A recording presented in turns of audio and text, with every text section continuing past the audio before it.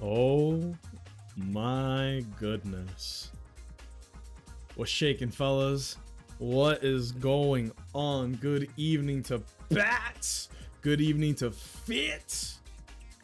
How y'all feeling today? I feel like I drank 3 Red Bulls. I'm like energized with power, vibrating with energy. I feel like if I use my brain to pick something up, it might actually happen. Someone hand me a slice of pizza, I'll just go, ah! I feel like Charles Xavier, bro.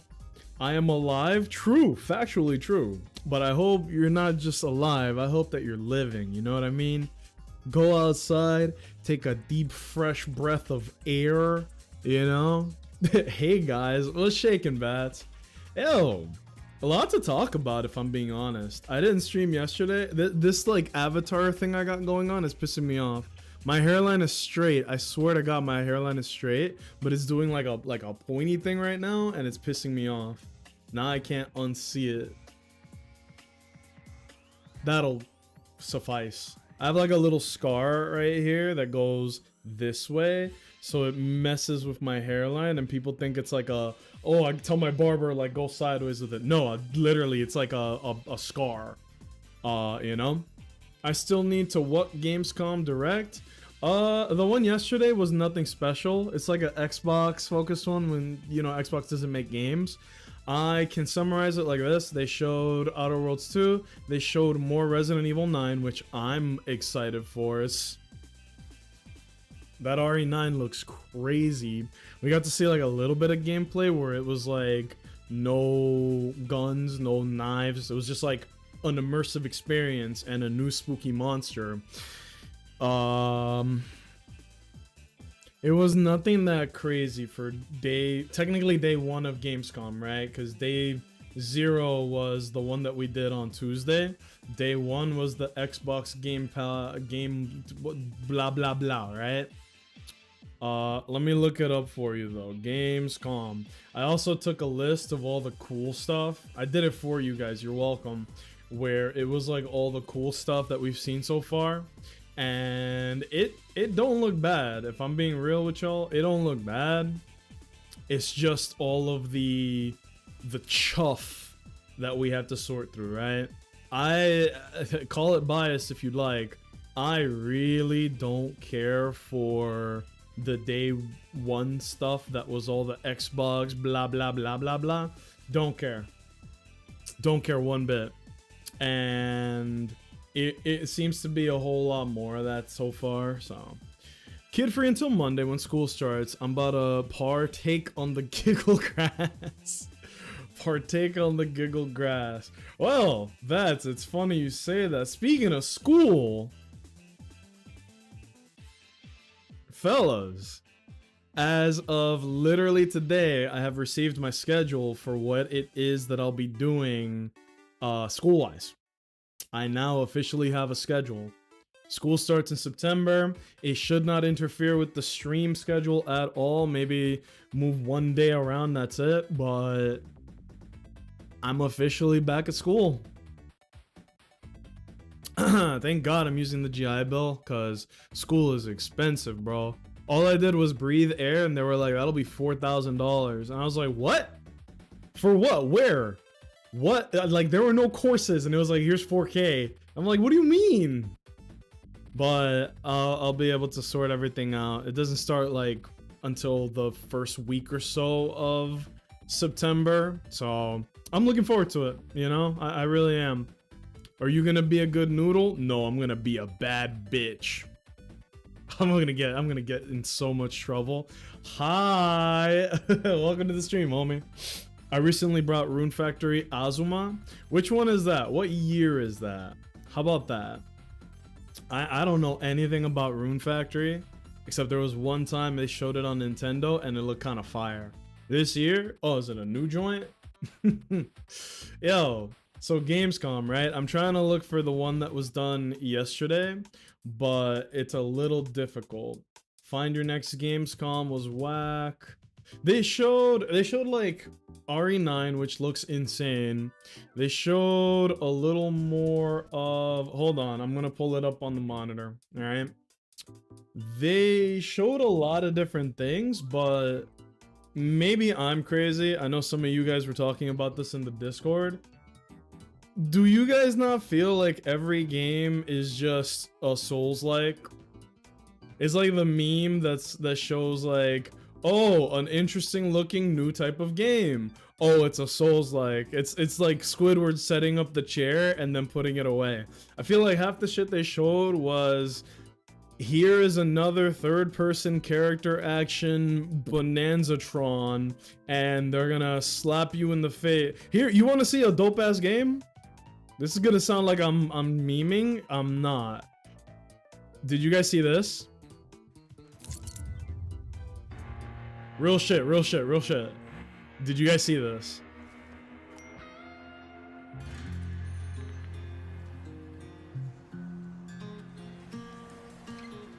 This should look like GTA 7, bro. Real one know what this game is. Real one know.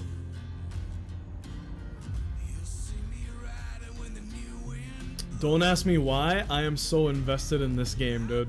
Just like the mandatory farming game in the Nintendo Directs. Yes, you can't have a Nintendo Direct unless you have a cozy Wahoo game and a farming game. And if there are no two of those in a Direct, I must not be on planet Earth. I must not be. Look at this. Y'all watching this? Trucking ass game, bro. I'm about to buy a hat that just says truck on it, and then we're gonna play this. And I'm gonna eat only truck stop food. So can we stop at Wawa or Bussies? You know I'm always down to go to Bussies. I know it's Buc-ee's, but have you seen the guy that calls it Buffy? I can't do the whistle. I'm not that evolved yet, right? It's like, oh, you know, we got ourselves some Bussy nuggets. I can't do it. I can't do it. I can look up the TikTok in like 2 seconds. Y'all know what I'm talking about. Now, I've never been to Bussies.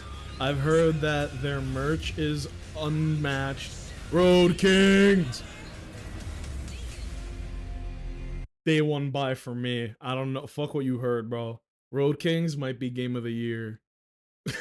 Well, Resident Evil exists, so maybe not. But I never had no Bussies, and I heard about it, and everybody who talks about it only has positive things to say.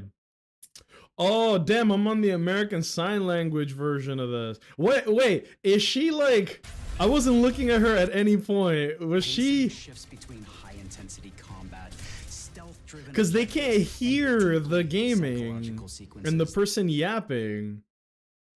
The only thing I know in sign language, because I've never been learned, I've never taken classes, I've never like had to for any of this stuff. The only thing I know is from Donald Glover. There is a sign language for Niglet. You take a guess as to what that is. But he told the story. It was like a woman who was taking care, like a caretaker of a mean little kid. He was like, suck my dick. And she was like, oh, you're gonna get in trouble, you little niglet. And then he was telling the joke, and the sign language lady was like, she did this. Yo, this is literally sign language for Niglet.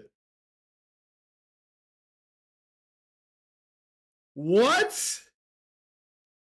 I be doing that shit walking down this. I'm not trying to steal his bit. That's basically what it sounds like. I be walking down the street doing this shit all the time.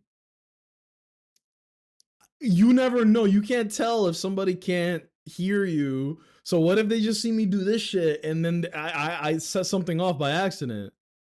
Concerning behavior. I put it on Star Rail, my bad. I know that one. Dude, that's literally all I know. That's all I got.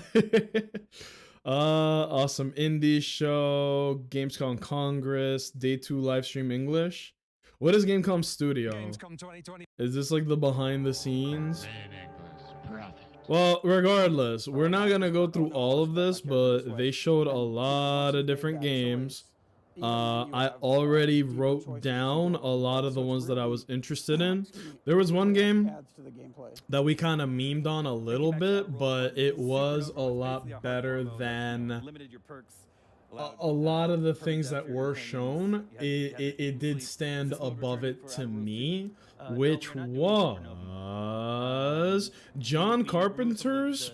Let me pause it. I have this amazing website that you guys should be using, but yeah, John Carpenter's fucking Toxic Commando. Look at this.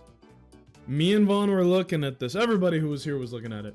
We were looking at this and we were like, this looks like a fun turn your brain off and shoot zombies with the fellas ass video game. If this reminds me of anything, it's Back 4 Blood. I never had an Xbox during the Left 4 Dead era, so I completely missed out on Left 4 Dead. I played Back 4 Blood and I loved it. My friends at the time, we played it, we liked it, but they kind of moved from game to game very quickly, so I never got my fill for Back 4 Blood. Hi Owens, I'm here to hold your hand. We're gonna hold hands and walk forward to this brave new world together.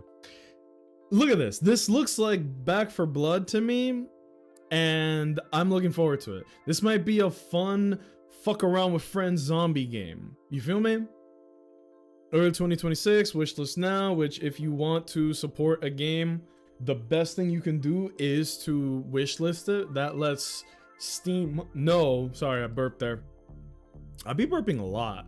That lets Steam know that there is hype for the game. Lego Batman is gonna go swiggity. That's gonna be incredible. Toxic Commando, I'm looking forward to. Slay the Spire 2. I didn't even know that this was like, I didn't know that this was announced or out or what, but it's on there. It says early access 2025. I'm not really an early access kind of guy, but it is what it is.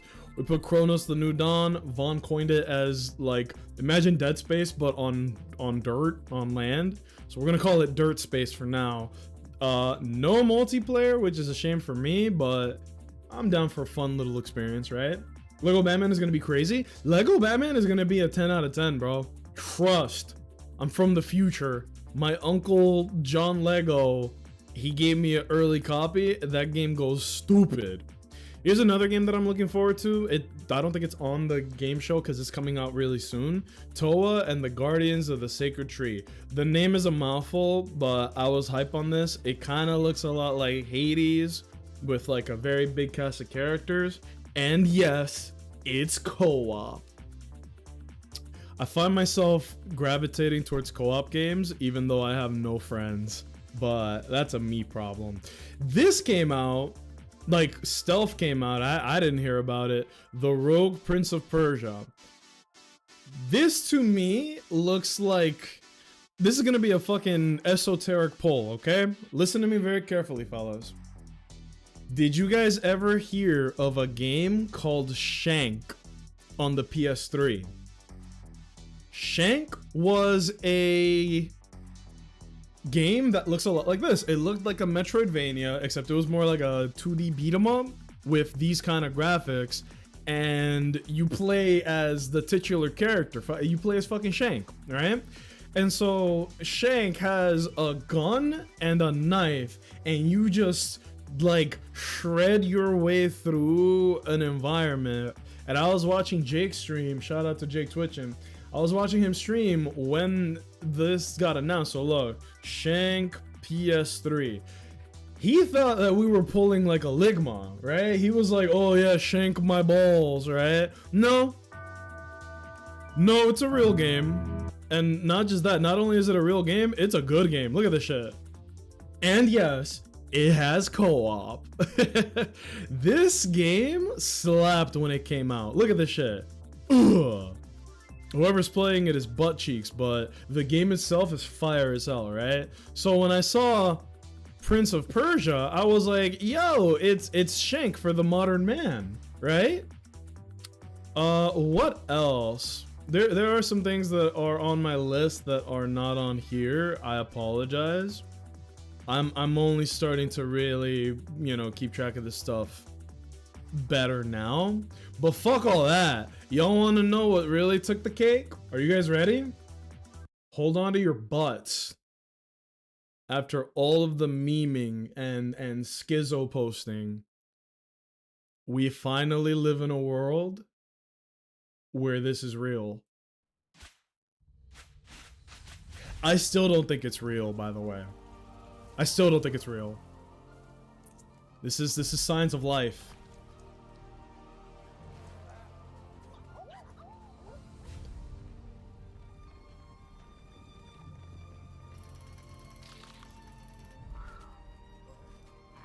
Any Metroidvania heads in the chat?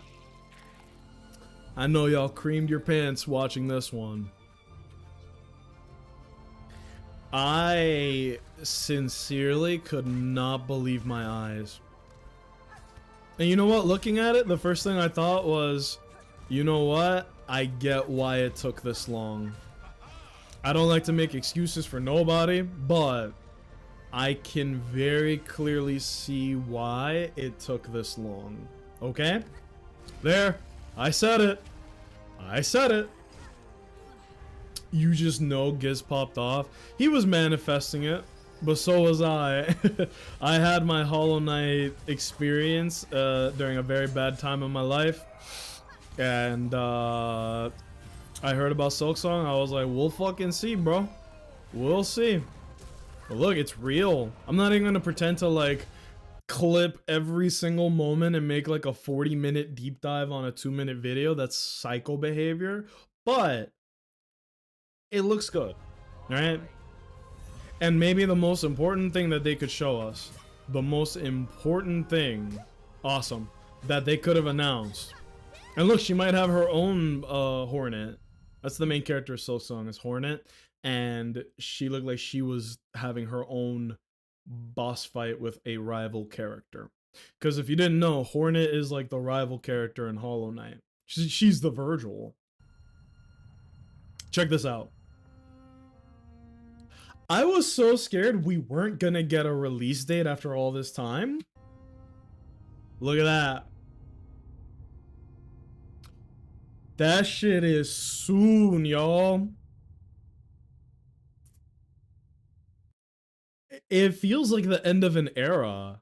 Comes out on a Thursday, by the way. It feels like the end of an era, right? Like, oh my god, Hollow Knight Silksong is out and it is real. And the memes can be put to rest. And so can I, you know? It's real. I immediately looked on my PS5 because you can go to the wishlist page on PS5 for it. I thought it had updated because of that announcement. It has not. Which makes me think that it might still not be real. We have one last way to disappoint the masses. You're not gonna fucking believe. What is this? This is like in between. Oh yeah, this is the YouTube chat. Vegeta, let's fight somewhere empty. I always keep this up, but the YouTube has no motion when it comes to the live streaming side. That's okay though. That's really all I had to show before we like got into the game. But what do you guys think? Because I know they're doing some Gamescom bullshit right now, aren't they? Before we hop into more Star Rail, let me see. Gamescom, IGN special events, Gamescom. Here we go. Just looking. Right, just looking. Pop. What do we got? Awesome indies. You know we don't support individuals here. We only support big corporations that don't need it. Monster Hunter, Warhammer. Alright. Oh yeah, there was like this, it's like a band of fucking the Rolling Cubes. Okay. Yeah, there's like a game that's like Persona, but animal people and music.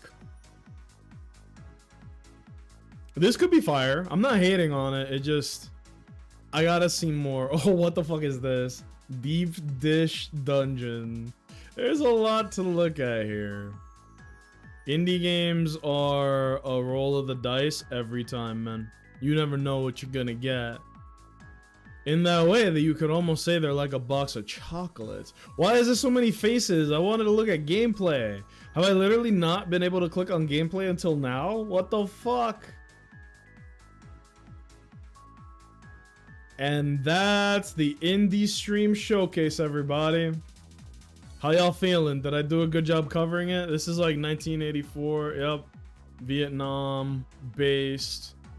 Some wizard shit. This looks funny. Yeah, some wizard shit. There you go. 3 hours covered in 5 minutes. Who else? Who else could do it like I do, bro? Nobody. Whoa! I almost dropped my controller. Whew. There you go. I just like saying shank. That's fair. I'd be holding on to a very small, but if I did that, huh? What you did to that sentence is what we're gonna do to Lygus. My disappointment for the day was the reveal of Mega Victory Belt. Nintendo was on their freaky ass shit. You know what? I don't know why they did what they did. Mega Victory Bell. I hate when people put up reaction videos. I think they are by far the laziest kind of content you could possibly make. Guilty as charged. Oh, I went to the wrong monitor. Sorry. One more time. One more time. So this is a different video. Also, we've been looking at Legends Zaw, like every little bit of information that comes out on it. Oh my god, I'm so excited for that game. I feel like a kid getting ready to be disappointed by Pokemon one more time.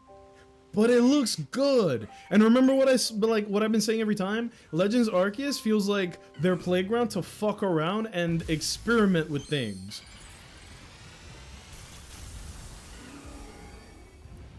Maybe they went too far with this one, but I do respect the fact that they do experiment in the Legends series, right? If you're complaining about Pokemon being the same all the time, here's Legends fucking Zaw, right?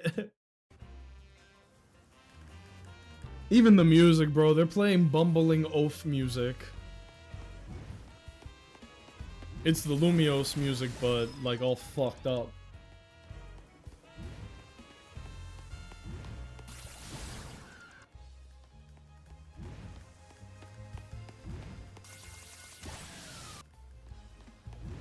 You notice something? He's only going after bug types. This is a reference to the fact that it is a Venus flytrap. Well, now it's an evolved form of a mega Venus flytrap. It looks like a fish. You're thinking of the fucking bloopers from Mario. But you're right, though. Get a Ralts holding Gardevoirite Stone as a gift. Available to claim until Saturday. Whoa! That's cool. That means that you can get Mega Gardevoir in your party as soon as you start the game, essentially. Uh-oh, bots. Shut the fuck up. Don't get me wrong, I'm all for new designs and references. This one was just weird. The Mega Dragonite did not spark any interest from moi, but I will say that I'm glad Dragonite, like, they went back and gave him some love, right? Of all the Pokemon, like, Dragonite was the first real hype. Like, Dragonite's a big deal. Dragonite is, to me, still to this day, a big deal. It's still even, like, a decent Pokemon, believe it or not. I don't know. Let's get to some fucking Star Rail, bro. Excuse me, I'm so sorry. Oh, maybe I'm not. So, we were playing Star Rail, right? And I am so confused as to where we are. Are we past 3.4? Because I feel like I don't know when 3.4 ended and where 3.5 begins. I feel like I'm still like scratching the surface of 3.4, which in that case, god damn. I wish it would tell me. I know that would kind of be a little weird, but like if it said right here 3.4, we're still in 3.4. God damn. This has to be by far the longest, like, die.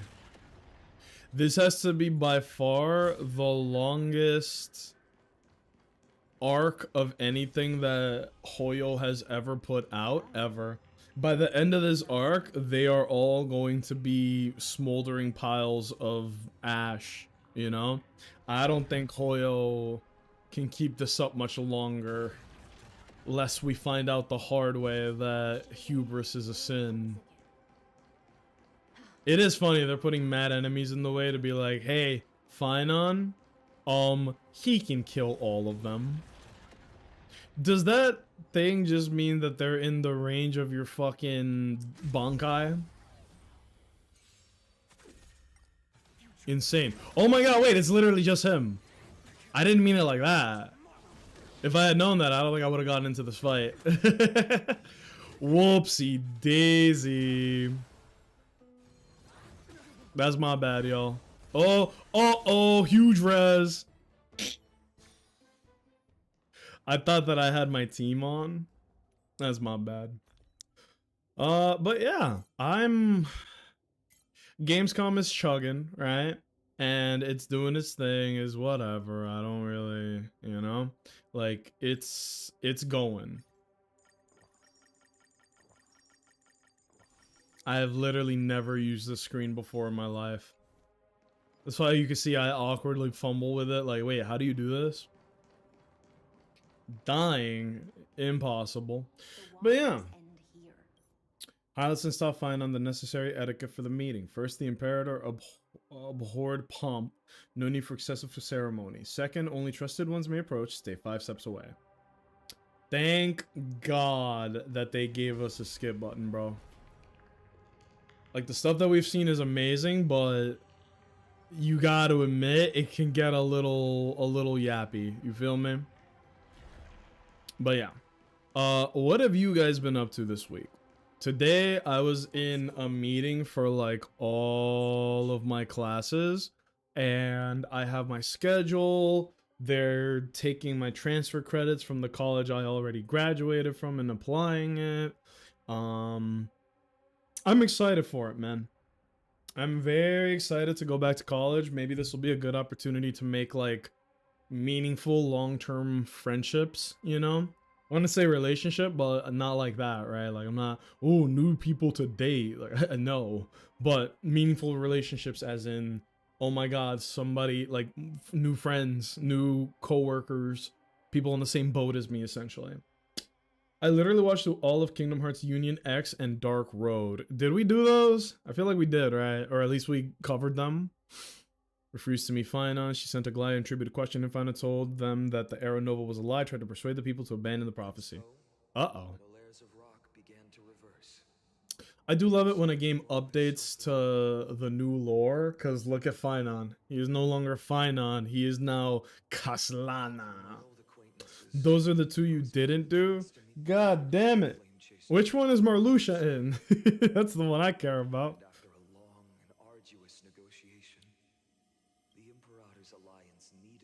That's not how you say that word. And I was ready to pour all my strength into it. The spoils of the flame chase, the core flames would be sealed by my hand. But the condition was this. I had to prove that my power could in the original history. Okay. Marluxia and Larxene are both in Union X. Awesome. At the end, it is insane to me how important Xigbar is. Or Braig, whichever one you want to call him by. Like, I called it, right? He has the same voice. He was doing the fucking Seth Rollins? No, Henry Rollins. Hey, get your ass back to the gym. We got work to do. I'm going to teach you some new moves. Fellas, there will be a Def Jam Fight for New York playthrough someday. Not promising it today, but one day in the future.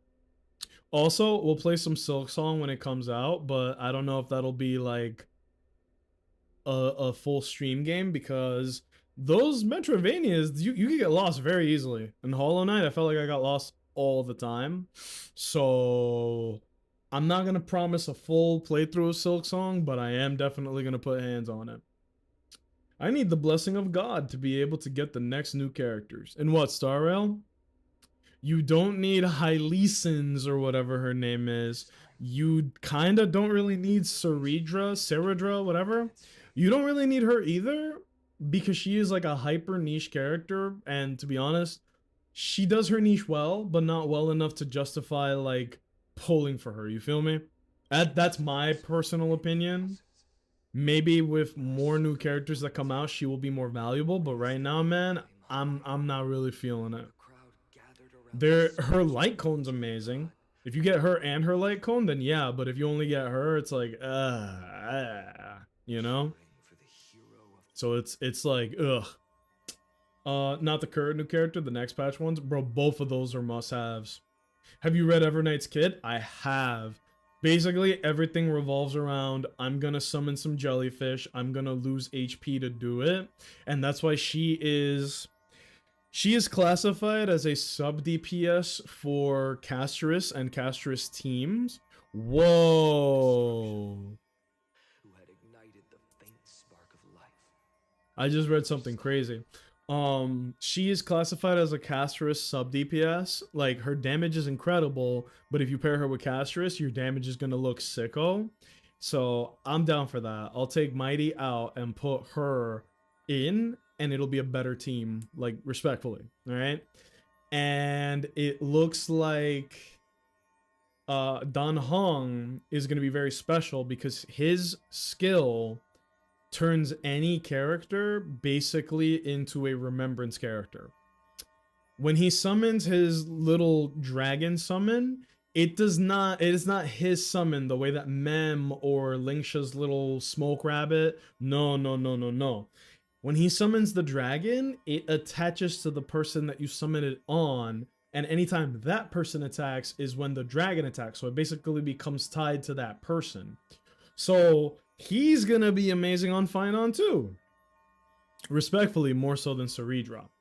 So yeah, man, both those new characters are gonna be amazing. Everknight is this very powerful sub DPS. Like, she's basically Cypher, but for Casterus teams with HP manipulation, and like her ult costs a lot, but her play loop is basically burning through her health, getting energy quickly, ulting like a motherfucker, and then repeating that cycle as it gets easier and easier and easier. And her animations are wild.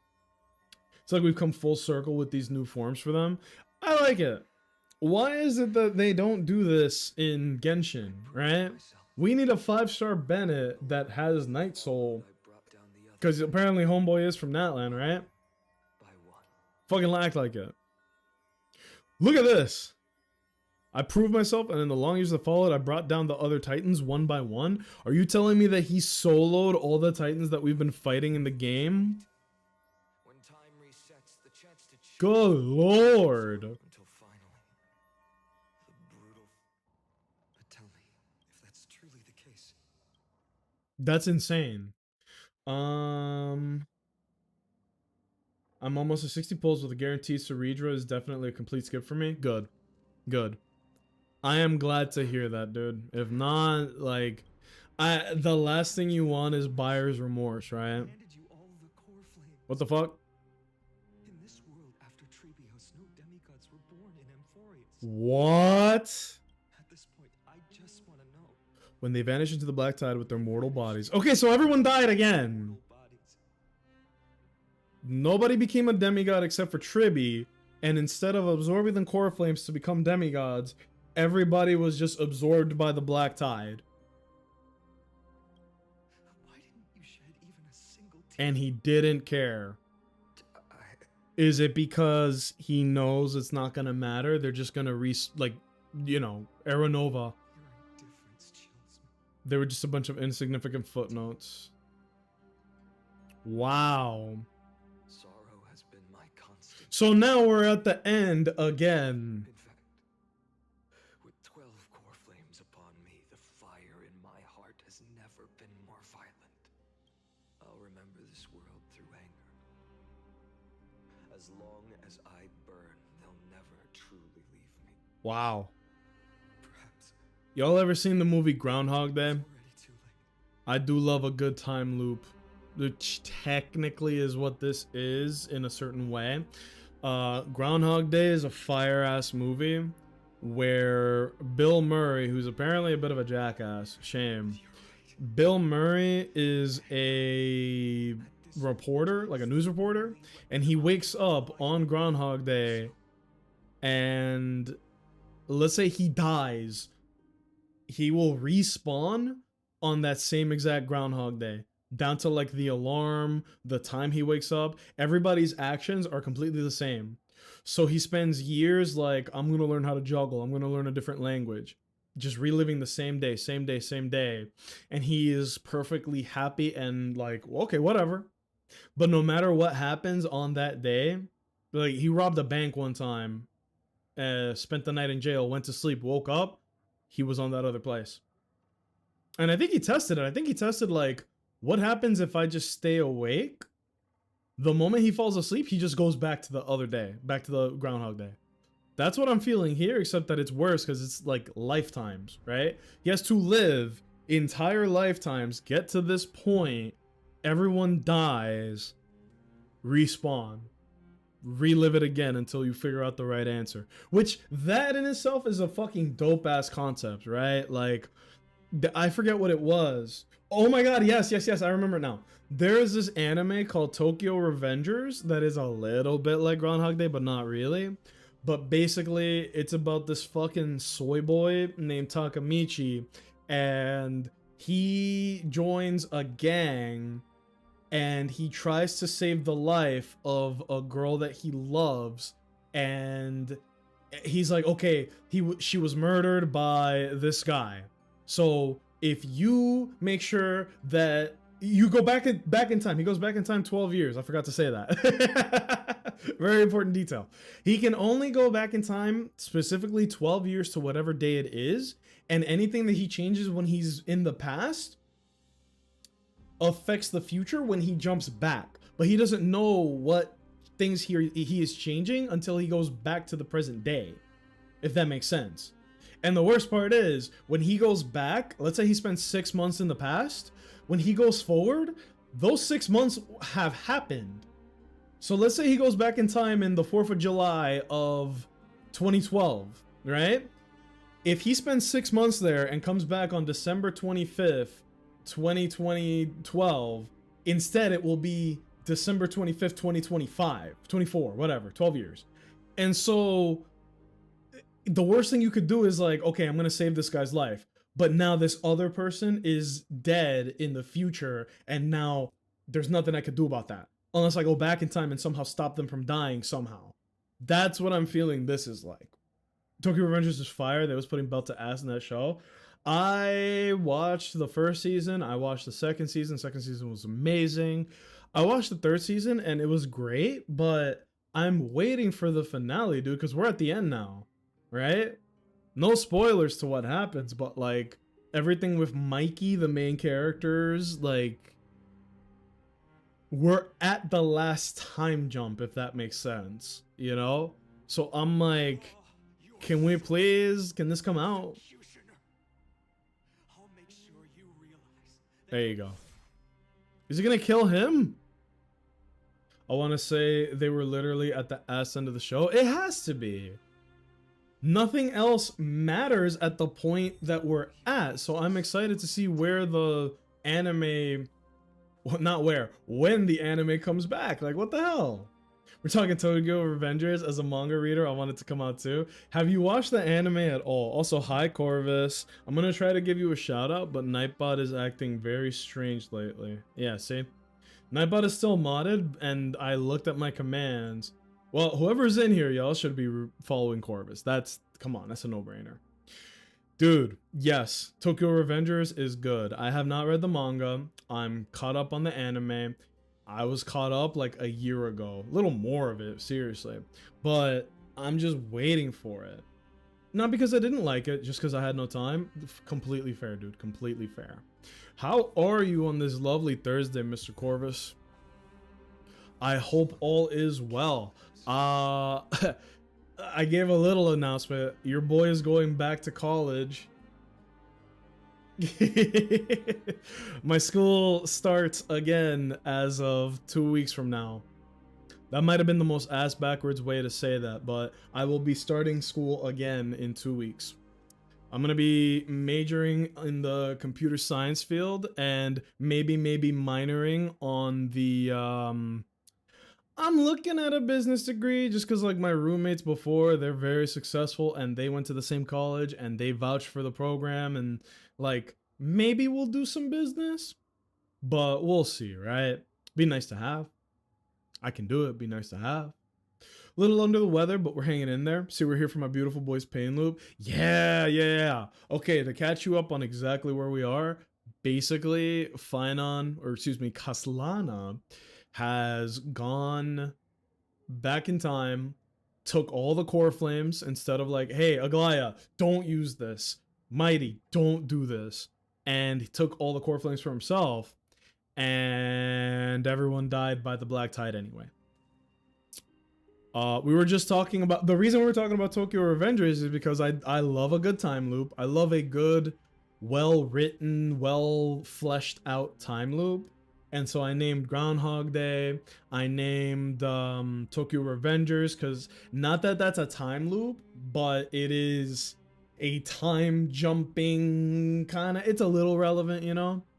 So I like the way Tokyo Revengers does it. I feel like it's way more high stakes because if you fuck up in Tokyo Revengers, if you go back in time and fuck up, you actually can't do it over. That day is gone, that day is done. Whoever died is dead, you know? Like if he's in the future and stuff happens, you can go back in time and fix it, but if you fuck up when you're back in time, it's very high stakes in that way. Also, the main character deals with some insane odds, you know? It really is like the power of friendship that has to carry you there. Yeah, this is a bad thing that I paused on, huh? Who fell to the sword to be left in the past and who went into the future? I can't remember anymore. Oh God! The line is blurring, huh? That's insane. Wow. Also, the music that's playing right now is A1 beef. Immaculate music. Immaculate. If you're into that, I gotta show you this one game called Gnosia. Why have I never heard of this? Looking it up right now, dog. Whoa! Crazy looking anime girl on the cover. Oh, I think I have seen this. Wait. 9 out of 10? Damn! Is this a critically acclaimed game? Put that on the wish list. Damn. Pretending to be human, they'll get in close, trick and deceive, and then eliminate one victim at a time. Uh-oh. Sounds intriguing. The reason because Kaslana fails is because he didn't have the help of a raccoon. Huh? That one flew over my head, bro. I'm sorry. I can't follow you on that. Gnosia is a time loop game where you're on a ship and one of the crew is infected with a parasite. But the infected changes every time and you don't know for sure why time resets. Ooh. Is it like a narrative linear thing? Or is it...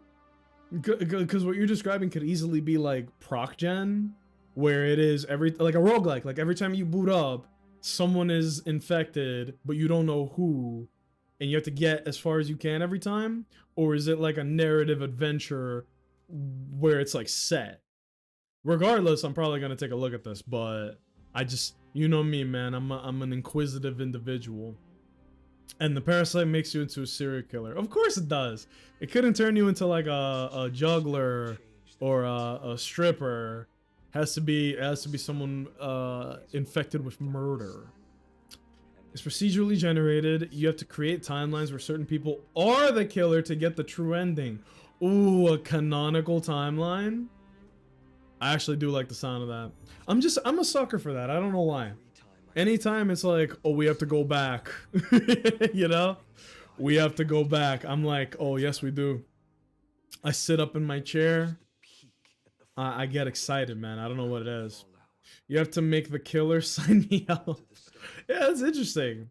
Is it like affecting, like influencing people to be more likely to be parasited? That's pretty gas. I like that. Be on some Death Note shit. Somebody was poking holes in Death Note. This is somebody who also watched the anime, and we were talking, and they were like, "Oh, my name is Light Yagami. I'm gonna rid the world of evil." Evil? I'm gonna rid the world of evil by killing people who are already locked up in prison. And I was like, huh. Well, from the beginning, he was only going after like serious offenders, right? Like you get jaywalkers who get fined or, you know, locked up for like a month or something. He wasn't going for them. He was going for like murderers, the ne'er-do-wells, right? And he was doing that. And then when that lady was getting close to figuring him out, he was like, well, time to escalate. And then he started abusing his power immediately. So I feel like, not to get too off topic, but I feel like he started off where you can kind of make an argument. Not that I would argue for it personally. I'm just saying, like, you could make an argument. But yeah. I'm gonna rid the world of these locked up scumbags. They're already locked up. They're already off the streets. Do you really think Weedman 7 needed to have a heart attack in his prison cell? I don't think so. But it... because he took things too far, that's why are we talking about this? Because he took things too far. God, the Jamaican is coming out. The crime rate plummeted in the world of Death Note because people were too afraid to get murked on the spot by Kira, right? Couldn't you theoretically write in the Death Note and be like, this person will deposit all of their money into this bank account, ensuring that I don't write my own my own name on there, and then continue to be like, and then he will proceed to have a heart attack. Because you can influence people's actions right before they die.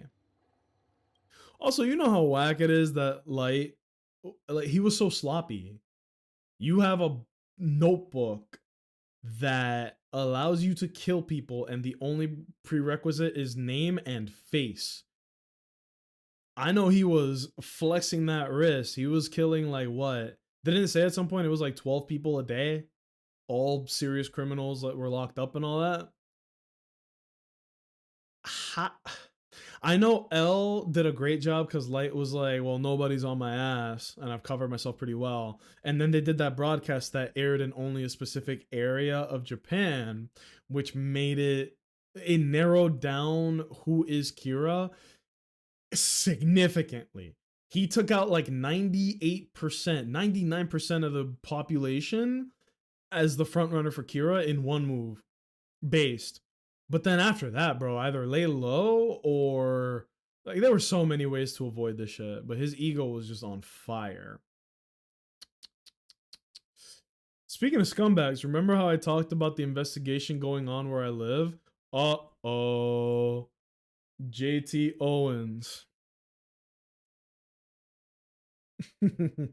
Wait. Hold on. Give me a minute, okay? Give me a minute. I'm gonna put... Hold on. This joke isn't gonna work if I fuck it up, but I think it will. Let me put on Death Note playlist. Is this it? Yeah, okay, perfect. we're just yapping now. Is the music loud enough? I try not to let it be too loud, but also I want you guys to be able to hear it. Turns out what was happening is that the person working the gate was letting people on because they were riding with someone who had a military ID, so they weren't identifying the passenger. Now, it's been a couple of years since I was in the military, but I'm pretty sure you need to check the IDs of every single person. I'm assuming what happened was that the person in question was a visitor, so you can ID them without a military ID. But you would still have to log that. There needs to be a history. Otherwise, anybody could get on base and be like, this is my visitor, bye. That's insane. The problem is that Light was in it more for his ego than anything. He could have killed dictators, not killed innocents. No altruism there. Yeah, that's true too. He wanted to feel like God. And then the more you get into the series, the more god motifs and the god complex rose, like everything, you know? Now, if it were me, I would definitely keep a cool head, right? Now, Owens, do you have any names? Any names, perhaps? I know they ID'd the person, right? Do you have any names for me? You know what's crazy? This is the first time I've actually opened this. It's fucking dope, man. There's some cool stuff in here. I also had, this also came with like a pen that had like the feather on it, but I don't know where it is. It's been a few years. Where is it? Where is it? There are 2 books that I keep next to me at all times. One of them is The Death Note. The other is Sun Tzu's The Art of War. I have never changed. This is the real book. This isn't like a joke. Look. See that? It's like the actual book. This shit is fire. Not everything that he said was like a banger, but he hits more often than he misses. I can't find the pen though. So my bad, y'all. I can't find the pen. But yeah, check this shit out, man. It's like a real a real ass Death Note, as in like if you open it, check it out. How to use the Death Note. Excuse me. The human whose name is written in this note shall die. This note will not take an effect unless the writer, person's face in the mind, writing is a blah blah blah blah blah blah blah. I think this is like the original, not the one that has like the fake rules in it. There's a how to use part 2, 3, 4, 5, 6, 7. This shit got a lot of rules for a book about like, wait, there's a lot of rules, damn. How to use it, page 25. What the fuck? Only a god of death that has passed on their death note to a human is able to kill the owner of the death note. There are male and female gods of death, but it is neither permitted nor possible for them to have sexual relations with humans. The gods of death also cannot have sex with each other. I'm glad the Death Note has a page for that. Great. And then look at this. This is fire. It has some of the first people that Light wrote down. See? That's not, I promise, on Gotham City. This was not me. See that? It looks like it's the same name a couple times. Yeah, it's the same name twice, 3 different times. And then, look at this. Lind L. Taylor. That's not me, again. And then more Japanese, which I used to be able to read, but I have lost that skill. That's badass. David Lincoln. Liam. Ray Pember. That's the husband of the lady that got killed. Cal Snyder. And then the last name. Is that Light Yagami? That's the last name on the Death Note. I'm assuming it's Lights. This thing is fire. I use it so that I don't get carpal tunnel. Ain't I a stinker? But yeah. That was a fun little deep dive. Show it again? Okay, let me pull that out. I'm assuming it's Light's name. Spoilers for the anime, I guess. Yeah, this is the last name that's written on the Death Note. Let me put it up nice and clear, see if you could translate that. I used to be able to read this. I can't do it though. Yagami Raito? Ooh! We figured it out. With your knowledge of Japanese and my acrobatics, there's nothing that we can't figure out together, dude. Ew. So what other we have deviated like you would not believe. God damn. Sugimi Oba is known for being a little weird. Just look at how far he went off the deep end with Platinum End. That's a good point. Owens, did you ever end up let me read this real quick because I am interested, but we did get very distracted. um After verification, the unauthorized access did not have a substantive impact on the experimental process. Life cycles of the 12 Chrysos heirs were terminated strictly in the predetermined experimental sequence and successfully loaded into the buffer. Subject Kaslana regressed the extrapolation process and abnormal fluctuations were detected in his mind function. So when everything was extrapolated and reset,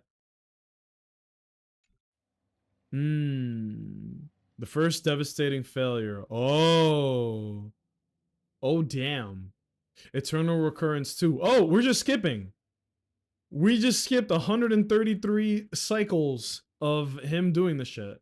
Adopted a strategy similar to Recovery 1-1. No substantial impact on experimental progress was observed. Life cycles of the 12 Chrysos heirs terminated normally in sequence. Subject Kaslana regressed the extrapolation process. Dude. Minor adjustments detected in subject Kaslana's strategy. Decision weighing for avoid sacrifice of past companions has been increased. After verification, this adjustment did not have a substantive impact on the experimental progress. Damn. Life cycles of the 12 Chrysos heirs terminated normally in sequence. Subject Kaslana regressed the extrapolation. This is so cold. It's literally just logging anomalies in the damn Aeronova. I guess if I'm using the right terms. It's just the life cycle, like the whole cycle. It's only the noteworthy ones that are recorded. Yeah, I'm assuming between these gaps is like no notable changes. Shit. But like to us, it's just log notes. To him, he is living whole lives over and over and over. And seeing everybody die over and over and over. Subject Kaslana attempted to decompile the Black Tide for the first time, aiming to elevate access privileges and execute unauthorized access authorization operations against specific subjects represented by the 12 Chrysos heirs. Life cycles normally in sequence, regress the extrapolation progress. Fuck! 11th attempt to breach the scepter's core layer has failed. Oh, he's so close. Or maybe not. The decision, but like if it's logging this, you know, it's meaningful. The decision weighing for avoid sacrifices of past companions showed a minor decline. Uh-oh. He has stopped caring. Or cares less. Life cycles terminated. Regress the process. Analysis of observation from eternal recurrence 83 to 133. Dude. Subject Kaslana's strategy is gradually converging with that of 42, which was to get to the scepter core. Over synchronicity risk detected. Potentially cognitive function degradation. Oh, excuse me. Potential cognitive function degradation suspected. Admin notes. Yeah, it's the admin logging it up. By this point, most if not all emotion aspect of this is long gone. Yeah. It's the admin. Oh, no. What Owens means is that, like, just looking at these notes from the admin, which you see down there, it's basically observing that Finon is becoming more cold. I mean, we don't know, right? I haven't gone too far in, but from the look of it, he's like, let me stop trying to save these people by literally saving them in the cycle. Let me focus on the center of the problem. Let me focus on the root of the problem rather than, oh, let me save this person from the Black Tide. That's not the priority to him right now. And it even says here, where is it? This was a scary thing to read, right? 42, I believe. Yeah.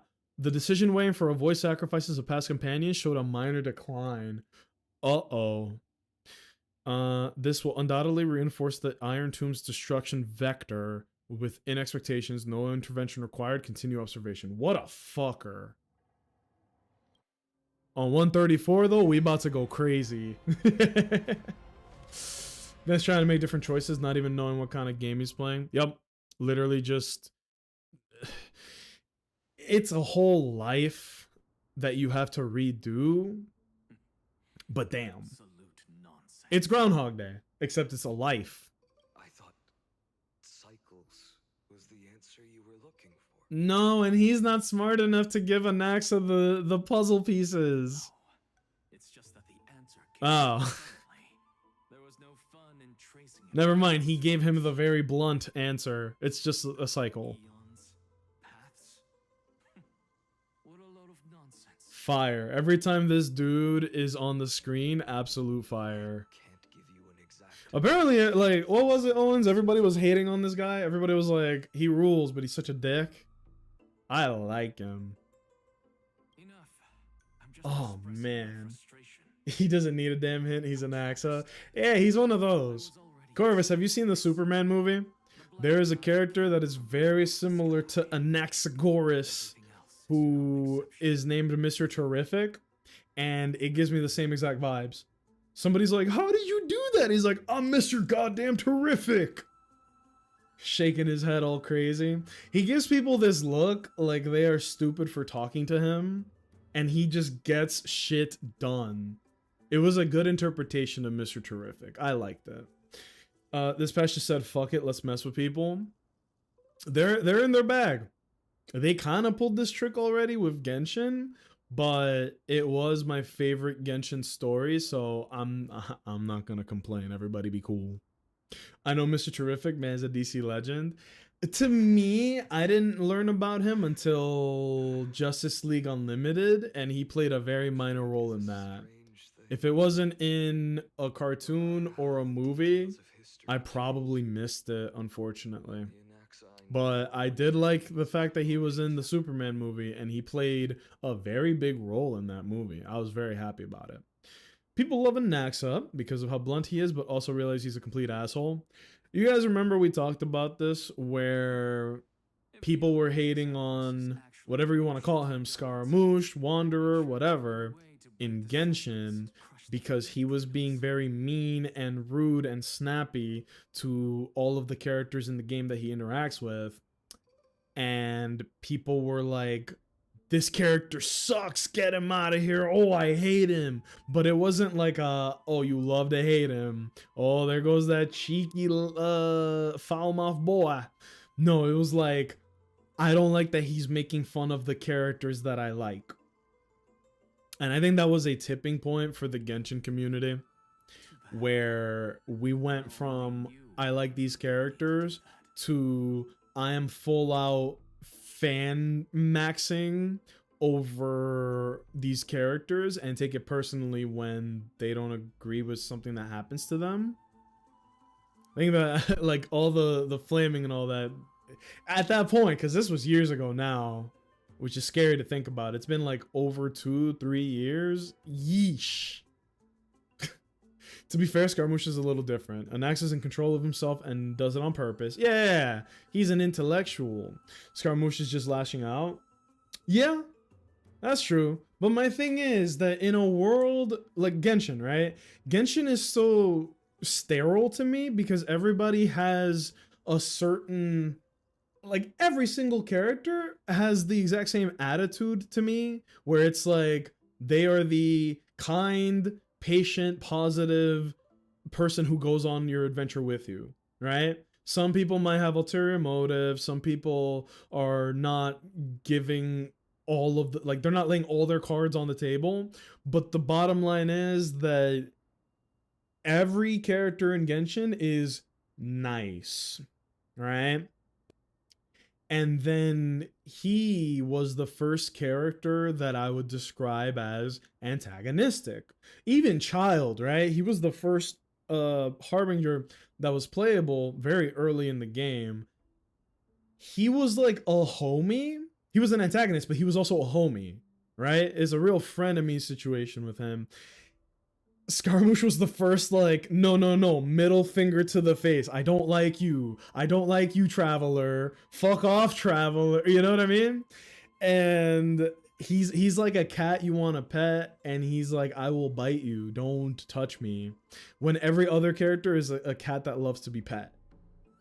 I don't think that's a great analogy, but I hope I'm getting my point across. That, like, he was the first negative character in the game, and I loved it. I was like, finally, after 50-60 characters, we found the first dick. We are four regions in, and we finally found the first dick that has traps the traveler in a room of poison and dips. That is true. It's a shame that if you weren't there at the beginning of the game for the stars are a lie event, the first time you met Homeboy was in Inazuma. And you're like, wait, who the fuck is this? You know? They do a decent job filling in the gaps, but the fact that his first meeting is just gone now, you can never get it again, is insane to me. It's the Destiny problem, but let me not, don't let me open up that can of worms, fellas. You don't want to hear me talk about Destiny 2, the video game. Bit of a side effect of Genshin being based more on Chinese folklore. You see a lot of the writing matching up with their tropes. Yup. It is a game that lives and dies by the tropes, man. We got flavors of all kinds. And the first, maybe I shouldn't have said it that way, but the first dick in the game was him, and people were not vibing with that. Like, you know, during Fontaine is when I dropped off narratively. I have not finished the Fontaine story. I did Natlan because I cared enough to find out. I have not finished Natlan. So, correct me if I'm wrong, I'm gonna assume that Arlecchino, despite being an even bigger antagonist than Child and Scaramouche, she is somehow written to be not a dick. Like, oh, I'm just taking care of business, right? I'm not insulting you. I'm not negatively interacting with characters you fuck with. I'm just doing my thing. Because I do know that she is, quite literally, she is father, and she takes care of Linny, Lynette, Freminette, like a whole bunch of kids, right? So there is a redeeming thing there, but I haven't done enough digging myself. I'm just gonna imagine, like, is that the case, right? Or maybe they saw how the reception was to Scaramouche and were like, we can't make her like too negative, too much of a dick, too unredeeming. Only thing I'm really looking forward to in Genshin is meeting the rest of the Fatui and seeing what's up with the Sarisa. You know how Hoyo likes to do the thing that's like, hey, this character looks a lot like this character. They even have the same name or the same powers or the same role. There is a lot of evidence that the Sarisa, aka the Cryo Archon, is going to bear a resemblance to Bronya from Star Rail. I don't know who that is in Honkai Impact, but I'm just throwing that as my prediction. If I could put money on it, I would. We have made no progress, fellas. Oh, if Wise were here, they'd be hopping mad. Hell, they'd be steaming mad. Die. That is insane. They're really flexing. Like, if you didn't get Finon and you were to play this part of the story, you would be like, oh my god, I should probably get this character. Oh, I missed one. Good god. Like, that's cool, man. Every character can be based on a Journey to the West archetype. Yes. Zhongli, despite being a dragon, he's Tan Sanzang. I hope I'm saying these right. Venti, Zhubaije, Child, Six-Eared, the Macaque. Kainria, they literally bring up heavenly principles. Yeah, that one's blunt. That is like a 1-to-1. Corvus, I respect that, man. Okay. As someone who knows their shit, clearly, how do you feel about the rise of the Journey to the West likes? First we had Black Myth Wukong. Now we have, what's the name of it? I don't want to fuck it up. New Black Myth game. How do you feel about it? Black Myth Zhongqi. That's what it was called. Black Myth Zhongqi. What do you think, dude? Also, have you been following these game announcements? They did a little surprise thing. They were like, yo, Black Myth Wukong went so stupid. We're going to create Black Myth Zhongqi based off of another major Chinese mythological character hold on to your butts, right? Also, Corvus, this is for you. Owens, I think you've already seen this. This is not for you, but check this shit out.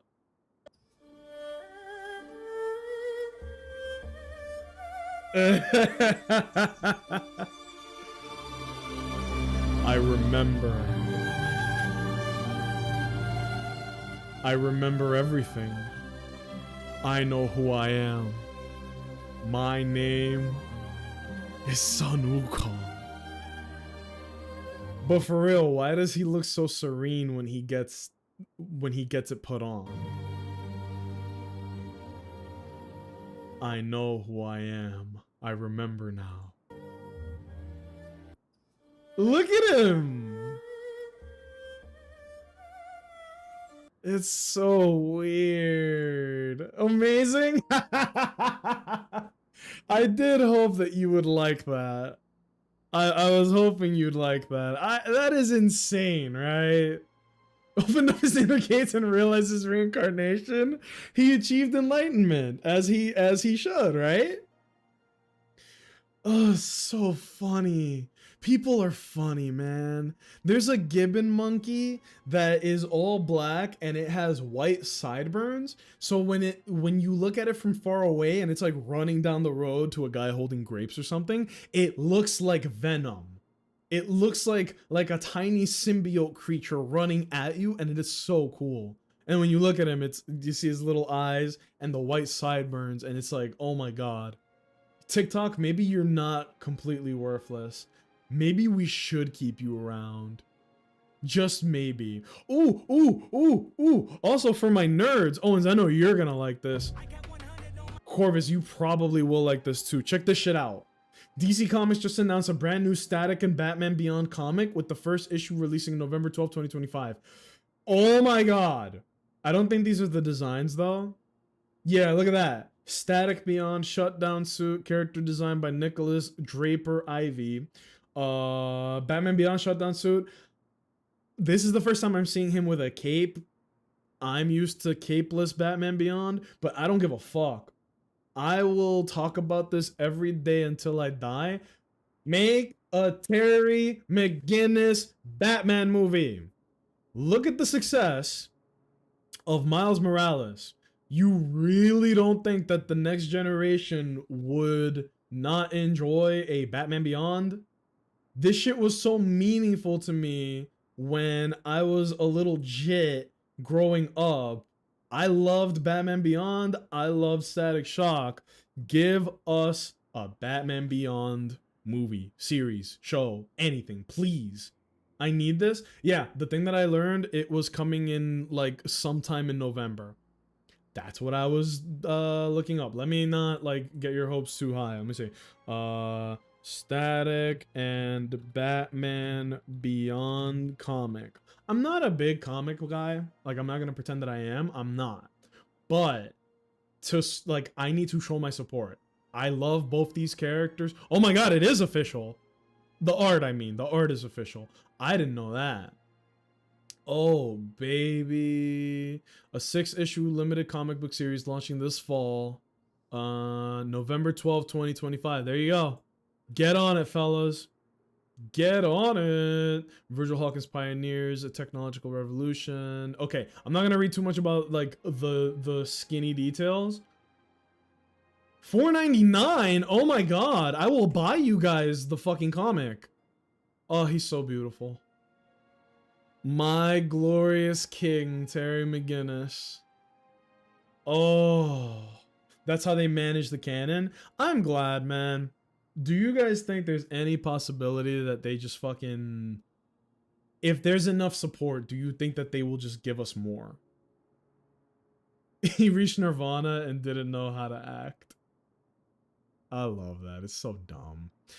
It lets Westerners learn about Eastern storytelling without replacing it. I like that they made the game sequels to the story. I'm down. It's not... It doesn't feel lazy or offensive, which is what I've been seeing online. That's just my opinion. I look, Black Myth Wukong slapped. I'm interested to see how they're gonna make a big man play because he looks like Ganondorf.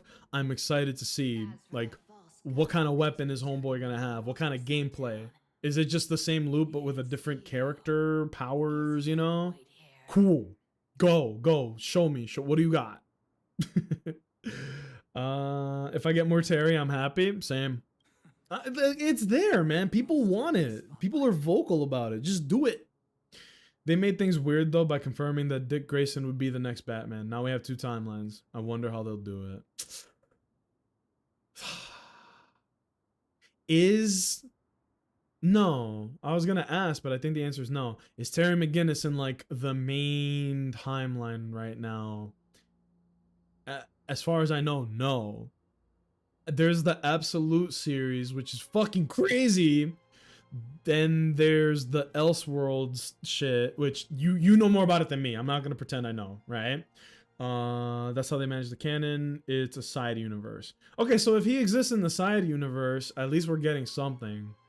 But you're right, if Dick Grayson is the next Batman, you can't have Dick Grayson Batman and then Terry McGinnis Batman Beyond, cause that doesn't make sense. Either that, no, this might be stupid. No, I won't waste your time.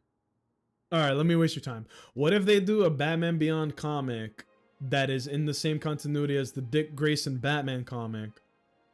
Kind of like how the animated series of Batman was out at the same time. Not at the same time, but like not too far between Batman Beyond, right? It's the same universe. Technically, it's the same universe as the Justice League, but that's all the same, right? Would it be stupid to have a Batman Beyond comic that takes place in the same universe as the Dick Grayson Batman one? It could get a little sloppy, because if you change some shit with the Dick Grayson one, you would have to reflect that in the Batman Beyond one. That could get a little head scratchy, but you know, I fuck heavy with the Batman Beyond. The cartoon was so good. Dude, me and my girlfriend were on an insane Batman kick. We watched the 90s Batman animated series. We watched Batman Beyond. We were gonna watch Justice League, but I think we were gonna skip Justice League and go right to Justice League Unlimited. But that's Batman adjacent, not like 100% Batman. We watched The Batman. I strongly recommend everybody go do that. It is so fun. The Joker in that he steals the show. We didn't watch Gotham, but I watched all of Gotham. We watched the Dark Knight trilogy. And we watched Robert Pattinson's Batman, the fucking something in the way. It was good. It's not very Batman-y. It's more like a crime mobster movie. It reminded me of the 90s Batman more than anything else, but I'm not really going to complain. You could have Terry inherit from Dick down the line or something like that. Yeah, but then you would have to wait for the Dick Grayson Batman stuff to kind of conclude to touch on that. Batman Beyond happens because Bruce abandons the whole Bat family and becomes a bitter old man. Main storyline has them being together for good. Fuck. Not gonna happen. Well, who was it? The guy, I'm not good with the names, right? The guy that was like, I think it's a good idea to make Bruce unhappy and miserable. Also, fuck Selena Kyle. Not my words, the guy. And he was like, we can never have Batman be happy. We can never have Batman like settle with anybody or give up this life, right? To the point where he kind of ruined Catwoman's character. She was very compelling in the original animated series. And then as time went on, her design changed for the worse. She looked awful. She looked like a generic villain of the week rather than Selena Kyle. Meow. And it drove me nuts. Not because she looked different, but they like downgraded her like you wouldn't believe, dude. She got played by Nightwing. She like had no sauce, no swag, no crypto, like the works, right? She was neutered. Or whatever they say. It was not great.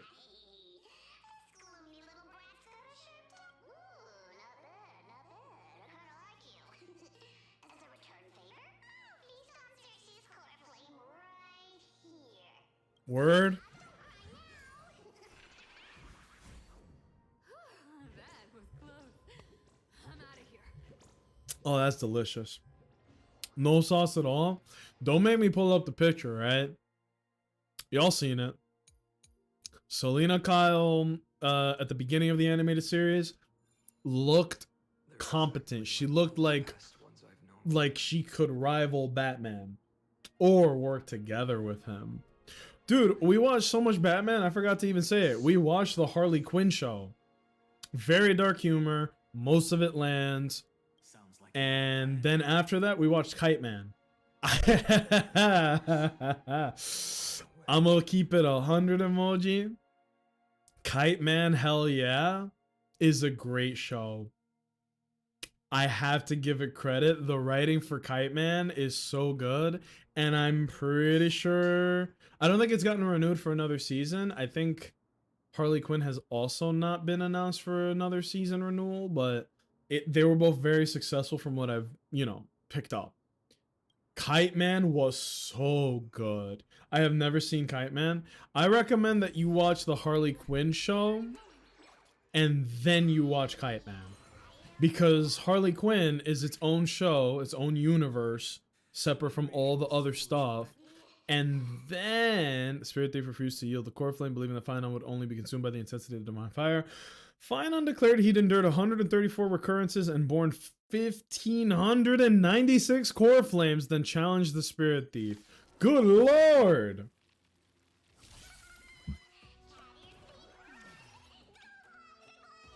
What the hell is skill? Do I need to skill you, homie? You about to get skilled, boy. Attack Bartolos with basic attack. Whatever you say, Hoyoverse. Oh, get fucked. Oh, he buffed me. That was really sweet. It buffed me. I don't fucking... yeah, man. You should watch Harley Quinn. It's 5 seasons right now? And it's like 10 episodes a season, something like that. Or maybe 8. It's a worthwhile watch, okay? And then after that, because Kite Man is a spin-off of Harley Quinn, it is so good. Kite Man is like a C-tier villain from my understanding of it. And they do a great job with the comedy, with the action, with the story. Kite Man is really good. We were laughing our asses off watching it. It is very funny. That's why I think Grant Morrison and Paul Dini understand Batman best. Batman is best as part of a family. Literally the Bat family. But then when you kind of... when you take away the people that work with him and that he takes care of and trains and all that, you lose a lot of what makes Batman so compelling. I'm gonna put it out there. This is my opinion, my perspective. Batman is a very human, very compelling character because he actually cares, right? You know, people like to make the memes that like he'll beat you up, break your jaw, and then be like, "No, talk." But that's not every Batman. I think the 90s Batman might have been my favorite because he does believe in redemption. He believes in mercy. He believes in, like, it's not too late. You can rehabilitate and work your way back from whatever fucked up mistakes you've made. Harley Quinn has killed people. Oh my god, this music that's playing is so appropriate for what I'm talking about. This is a 10 out of 10 soundtrack. Harley Quinn has killed people. And in that series, she gets out of prison and she's like, yep, I'm 100% fully rehabilitated. I'm fully healed. She has a bad day, accidentally does some illegal shit. And instead of locking her up, he's like, look, I'm going to buy you this dress. Here it is. You're doing your best. I understand. Just try to keep it cool. I've had a bad day once too. And she gives him a little kiss on the cheek. She's like, nice guys like you shouldn't have bad days. You know? Like, he actually believes in rehabilitation. In the Batman, he tries and tries and tries to turn Clayface back into a human because that was his fucking boy, right? He's like, it's not too late, it's not too late, it's not too late. Who's another one? He does it with everybody. He's very lenient with Catwoman. I can't put my finger on why. But he believes in second chances and rehabilitation. Batman is best when he shows empathy, 100%. Remember that scene where he just sits and talks with Ace at the end of Justice League? That episode made me cry. 100%. That episode made me cry, dude. Not only because of, like, that scene that you're describing, but on top of all that, it is the official epilogue to Batman Beyond. As far as we know, that is the latest event in the timeline of Batman Beyond. And it was in a Justice League Unlimited episode. 10 out of 10. That might actually be my favorite episode of Justice League Unlimited. 10 out of 10. But yeah. Like, fate of the world, he's got a switch that'll kill this kid. And he's like, nope, you can read my mind. I was never gonna use this on you. You're afraid. I'm gonna spend your last moment, like, we're gonna spend our last moments together. And he does it. Like, the dude is a 10 out of 10. I'm not a big fan of cold, uncaring Batman that is so jaded. He's like, I gotta get rid of the scum and filth in Gotham. I like the Batman that's like, we gotta give people a chance to be their best selves.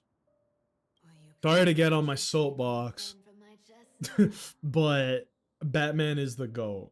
The only superhero that I fuck with more than Batman is Spider-Man. And he's a similar way too. He's a little more jokey, quippy, haha man, but when you learn that Spider-Man only quips and makes these, like, he doesn't shut the fuck up because he's afraid, right? But that's a whole other thing, right? We can have a Spider-Man story another time. Because people have gotten so used to the darker Batman stories that they forget he does have compassion and heart. Owens, you've activated my trap card.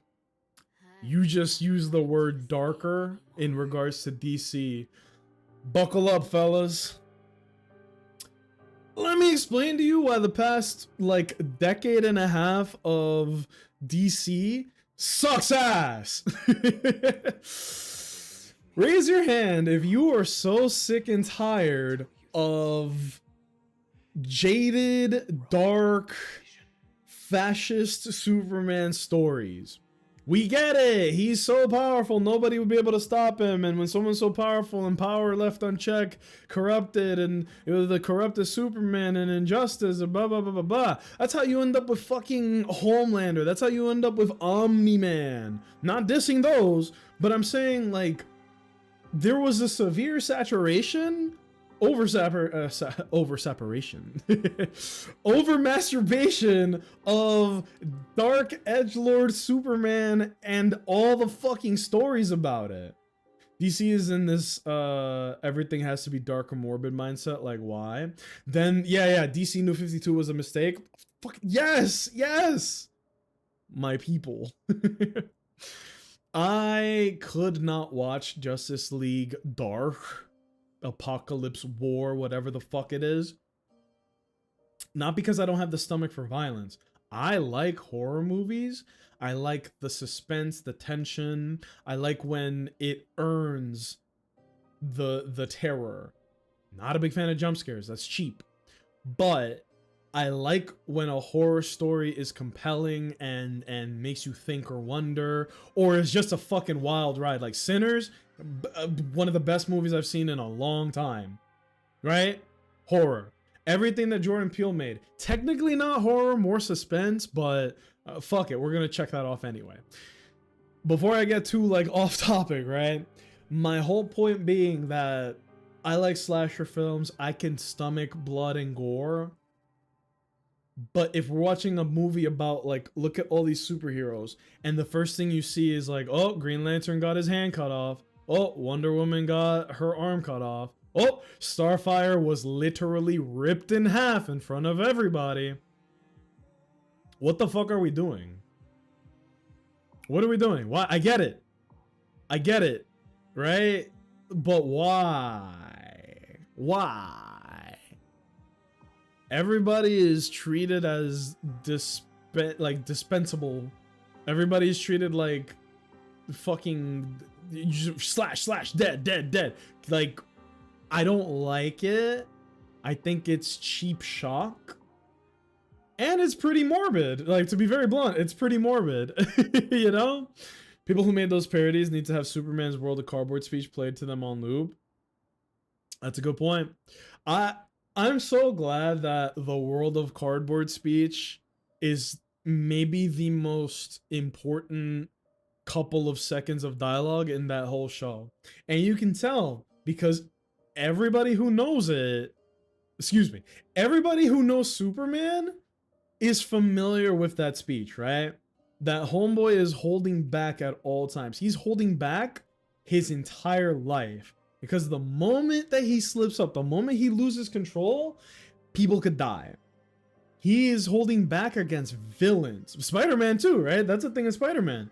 They go like, every time I punch somebody, I am holding back so much because I could literally like snap their neck or break their jaw permanently or cave in their skull. That's how strong Spider-Man is. If he can hold a 70-mile-an-hour Camaro flying towards him in the air and just stop it with one fucking hand, you don't think that he can shatter your skull like it's candy? That's how strong these superheroes are. And what makes them so amazing is the restraint they have. We all have shitty days. I don't think any of us have ever been like, I want to kill that guy. Maybe some people have. But you immediately go, no, no, no, no. I'm very upset right now, but, you know, you calm down. They actually can kill people with like a pinky.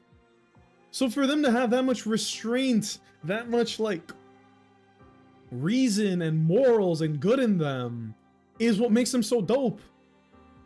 They did one thing where Batman was fighting like zombies or fucking ghosts or something, and he was actually going sicko. Batman was like straight up like, have you guys ever seen what Batman fights like when he's not doing his no kill rule? He was fighting the Court of Owls. He snapped a dude's neck. He did a backflip over another guy, put an explosive on the guy's back, killed like 3 of them in one go. He slimed the fuck out of them. So even Batman is holding back. When he snaps your leg and puts you in the ER and the medical community and the fucking insurance companies are raking it in, and he's like, now talk. He's holding back. That's fucking crazy. Be one thing if even with all the morbid shit, the movies or stuff was actually good, but most of the time it's barely tolerable. That's another thing, bro. If it were like, imagine Superman but dark and evil, and then it was good, I'd be like, I would hate to like it. I'd be like, at least they wrote something of value here. But a lot of the time, it is the shock value for the sake of it, right? Oh my god, this guy dies, that guy dies, she dies horrifically, and that is the meat of the content, if that makes sense. That is all that there is to consume, is just how gory and violent and depressing it all is. Why would I watch that? I remember there was that one What If comic where he just tosses Kingpin around like a ragdoll after he kills Aunt May. I think I know the one you're talking about, if I'm not confusing it with something else. It's the one where he's like, bro, I ain't even gonna come at you as Spider-Man. I'm coming at you as Peter Parker. He wore the symbiote suit. He was like, what would happen if I were to just fill your lungs with wet fluid? Wouldn't that be crazy?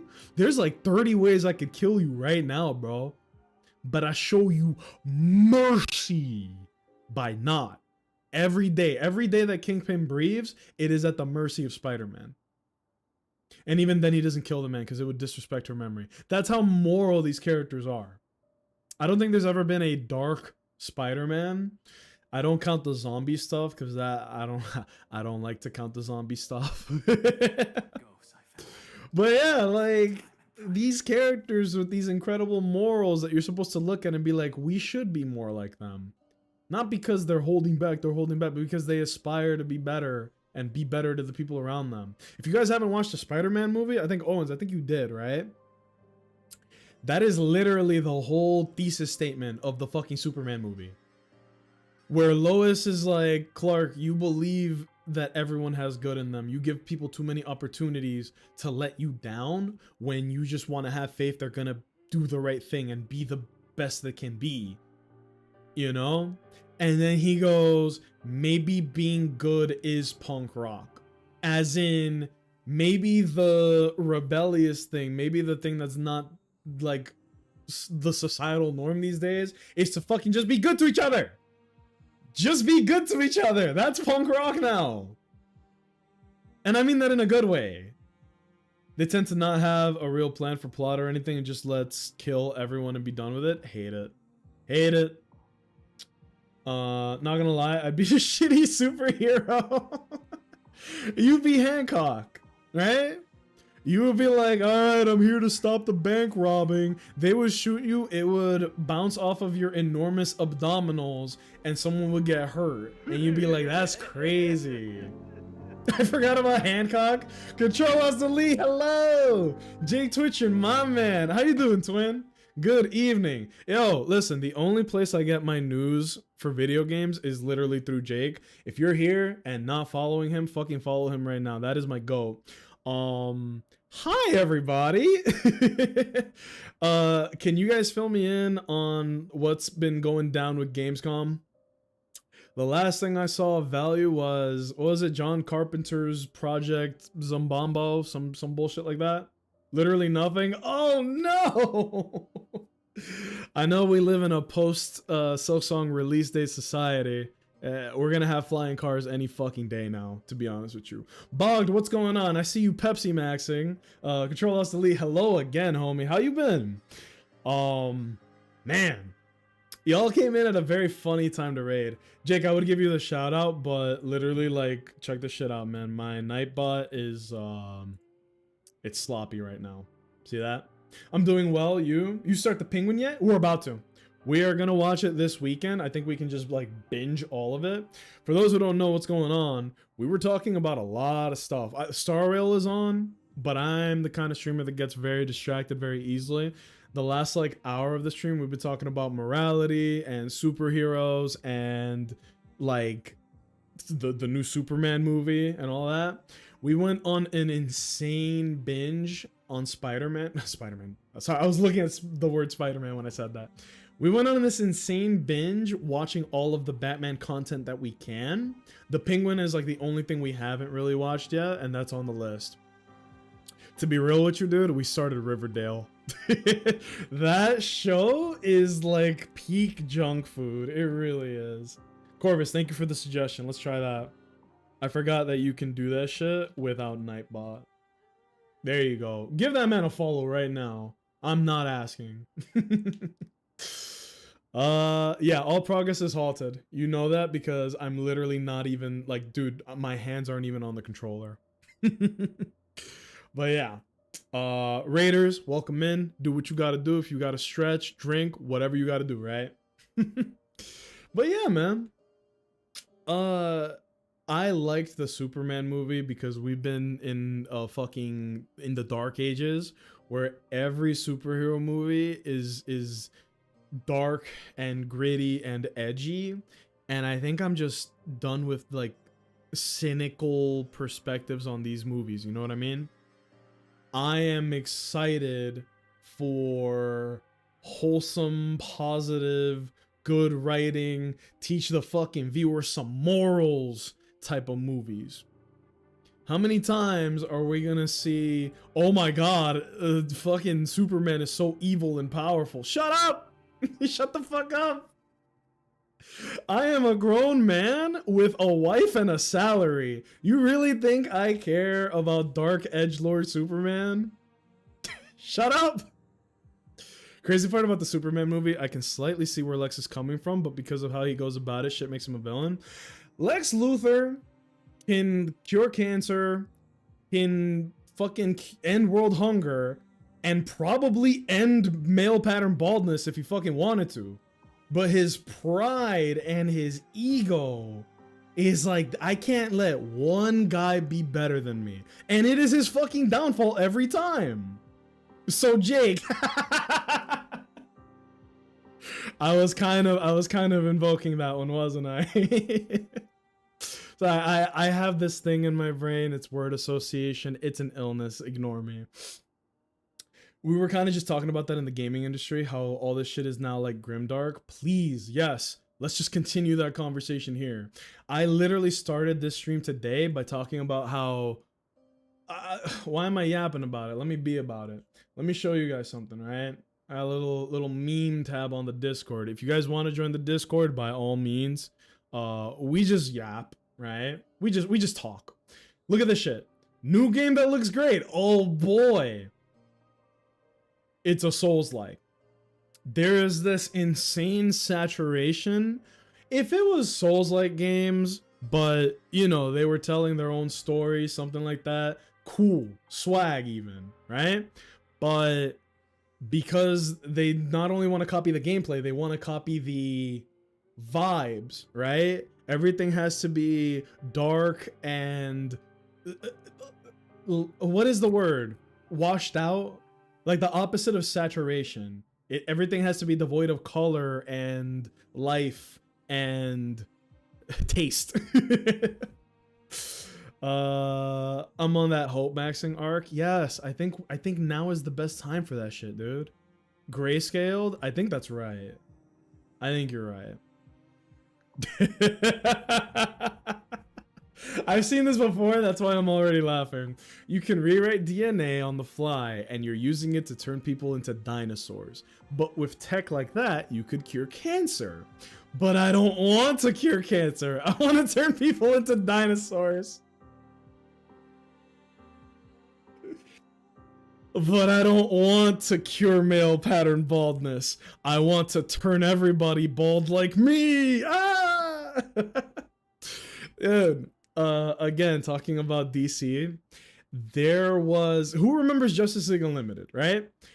In that last season, Gorilla Grodd is like, I'm here, everybody, and I got this insane master plan. I'm the head bitch in charge. I am a gorilla, shut up. And his whole master fucking plan is this machine that will turn everybody on the planet into a fucking gorilla. Come on, man. That feels so stupid. You're a gorilla that is a genius.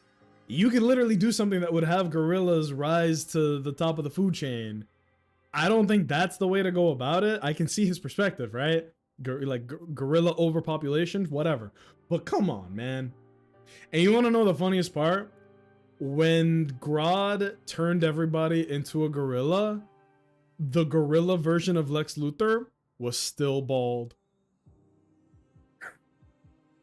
Again, like, not to tap into reality too much, okay?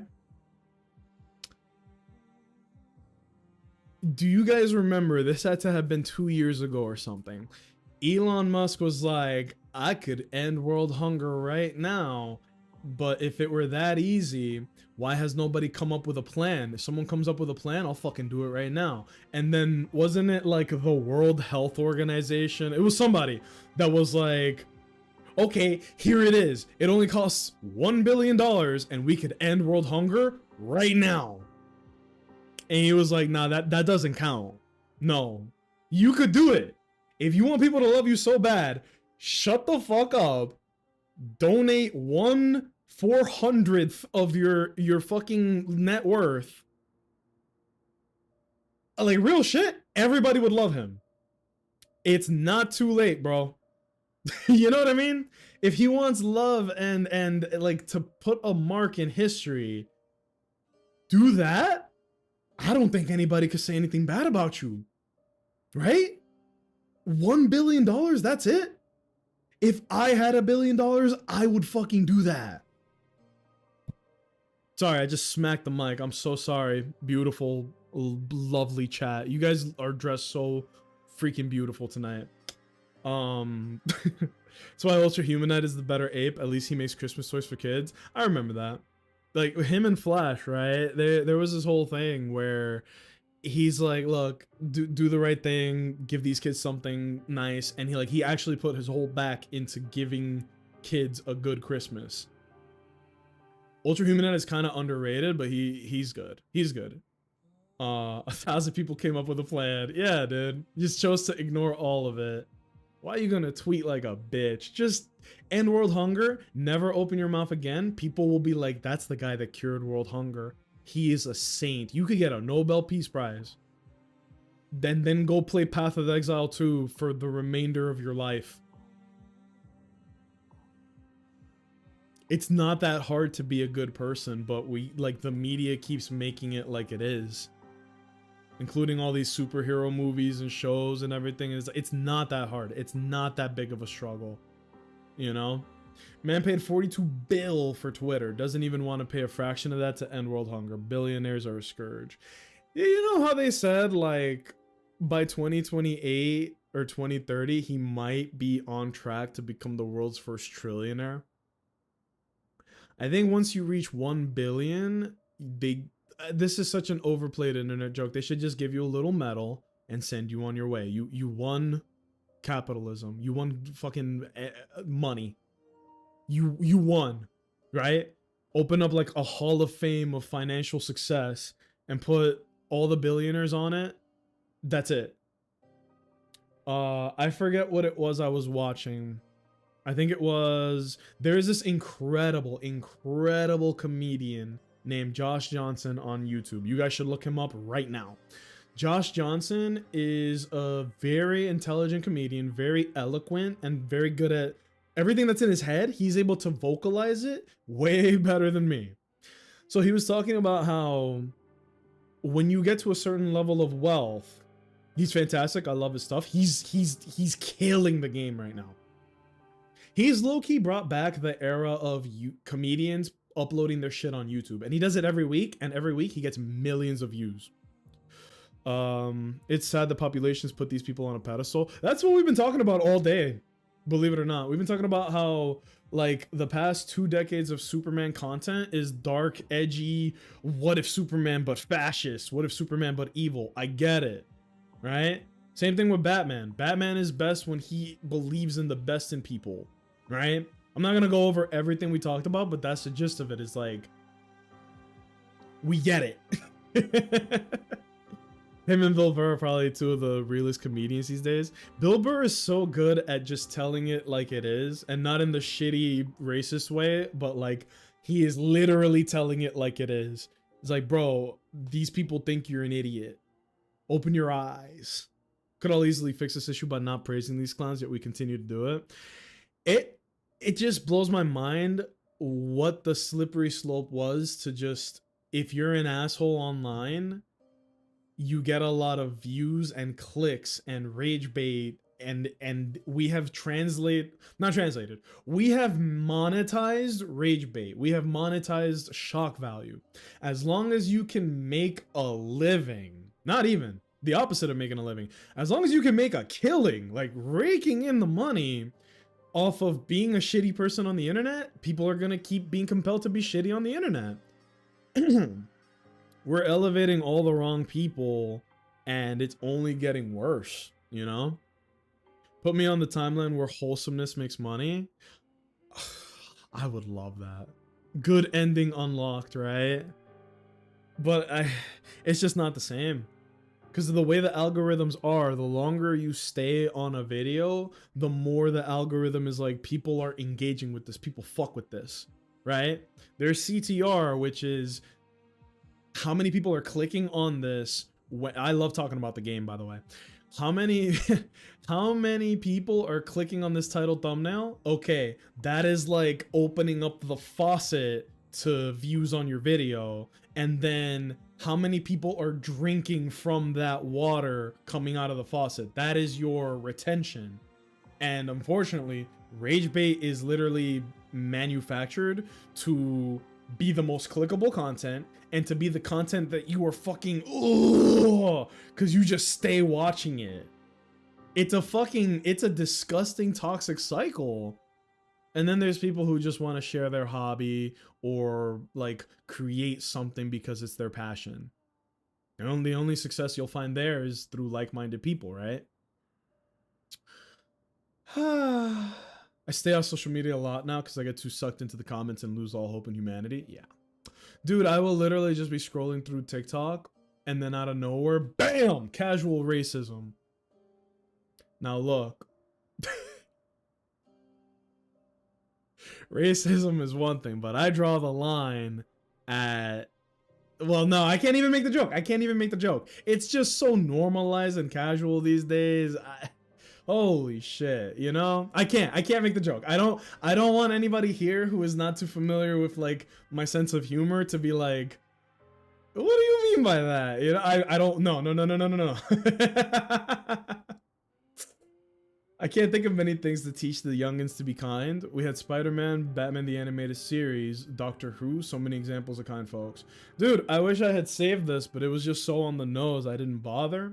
Where it was 1990, and it's Spider-Man being like, be nice to minorities, they have it hard and don't have the same advantages as everyone around them.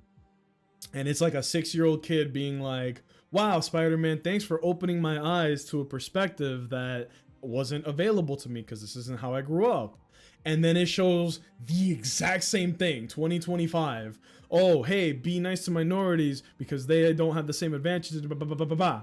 And then it's a 20-year-old guy like holding a hat like this, like clenched fist, like fucking Arthur, and he's like, whoa, bullshit, blah, blah, blah. And it's like, no, it's the exact same message, but now there's a very fun, catchy little thing that you can say to just negate the critical thinking that it's trying to present you with. If your immediate thought when presented with, have you considered this other perspective that you just have never seen, is like a headache and go woke, ignore, you lack critical thinking skills, you know?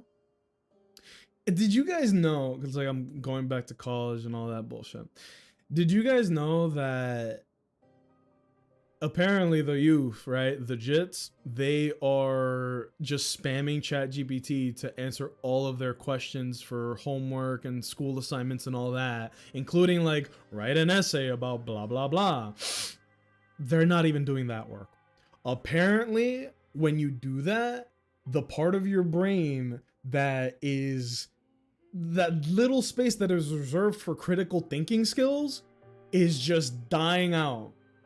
It's not being used.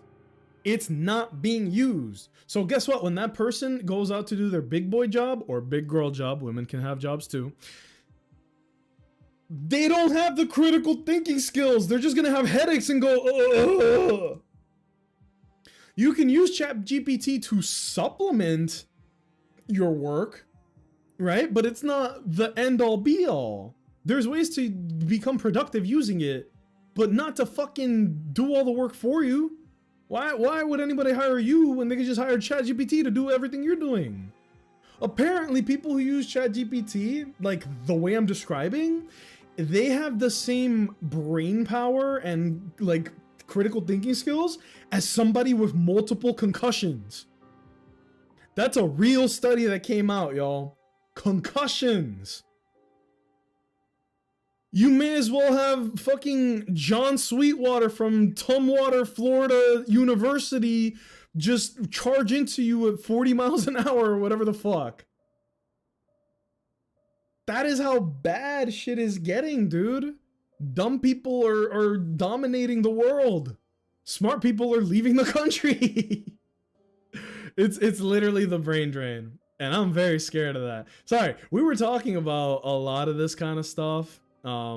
We get into some real deep ass topics here. I don't think everybody goes on here on Twitch to talk about this or discuss it or hear about it, but I used to do this thing where like every once a month or so, I just had to get my thoughts and insecurities off my chest. But the way that things have been going in the past, let's say year and a half, roughly, has been so negative and obvious to me that those once a month conversations where I get real and put the controller down and we just discuss this shit, it has become more and more and more common. I like having these intellectual conversations. I'm not even gonna pretend they're that intellectual, but like, it's nice to talk to people who have input that is not just, well, I don't want to hear this bullshit. You know, like at that point, if we're not even engaging in these conversations, we're just turning a blind eye to the problem. Now we have fucking Paw Patrol raising a bunch of Blue Lives Matter kids. If that's what Paw Patrol is all about, I need to do something. I need to get over there and shut that shit down. But no, you're right that there is no positive content like Mr. Rogers, Sesame Street, Arthur, technically, right? It was about a passion about reading books, but like it teaches you lessons like, hey, have some fucking patience, have some understanding with each other. Ooh, let me tell you guys something. Okay, so today was my first day of like student orientation. So it was like, hey, here's like all of the apps that you need to download, all the resources, how to access like your schedule, how to change your schedule, how to talk to an advisor, your like applying your student loans, your GI Bill, which is in my case, all of that shit, right? Tell me how there was a guy, because it was like a Zoom call, so it was like 70 people, 10 of them are like the faculty of the school, and one of the guys just interrupts the fucking lady like as she begins the orientation, and he literally goes, hey, yeah, so when can I change my like right into the mic, just stopping the whole seminar. When can I change my schedule? And she was like, all of that will be at the very end. You're gonna have a meeting with an academic advisor one-on-one. They're gonna answer all the questions you have. This is the general, like, you're all gonna have this. We're gonna focus on the individual stuff at the end. 3 minutes later, when is it that we're gonna be doing that? Do I have to stay here for the whole thing? Just, I saw a lot of rudeness and a lot of lack of other people's time and the effort being put into everything that was going on in the seminar, and just a lot of selfishness. And I feel like there is this insane rise in just nobody listening and people just being out for themselves. It was always a little bit like that, but now I feel like it's more brazen. Nobody's even hiding or pretending to be a halfway decent person anymore. It's just full on mask off.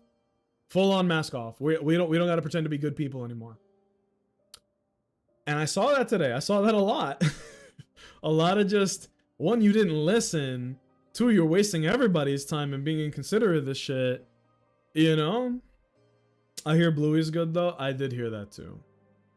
I heard people shitting on Bluey because of how wholesome and positive it is. They're like, oh, this is pointless. We don't need this, blah, blah, blah. I'm like, what the fuck? How did that look? I wasn't on OBS. Where was that?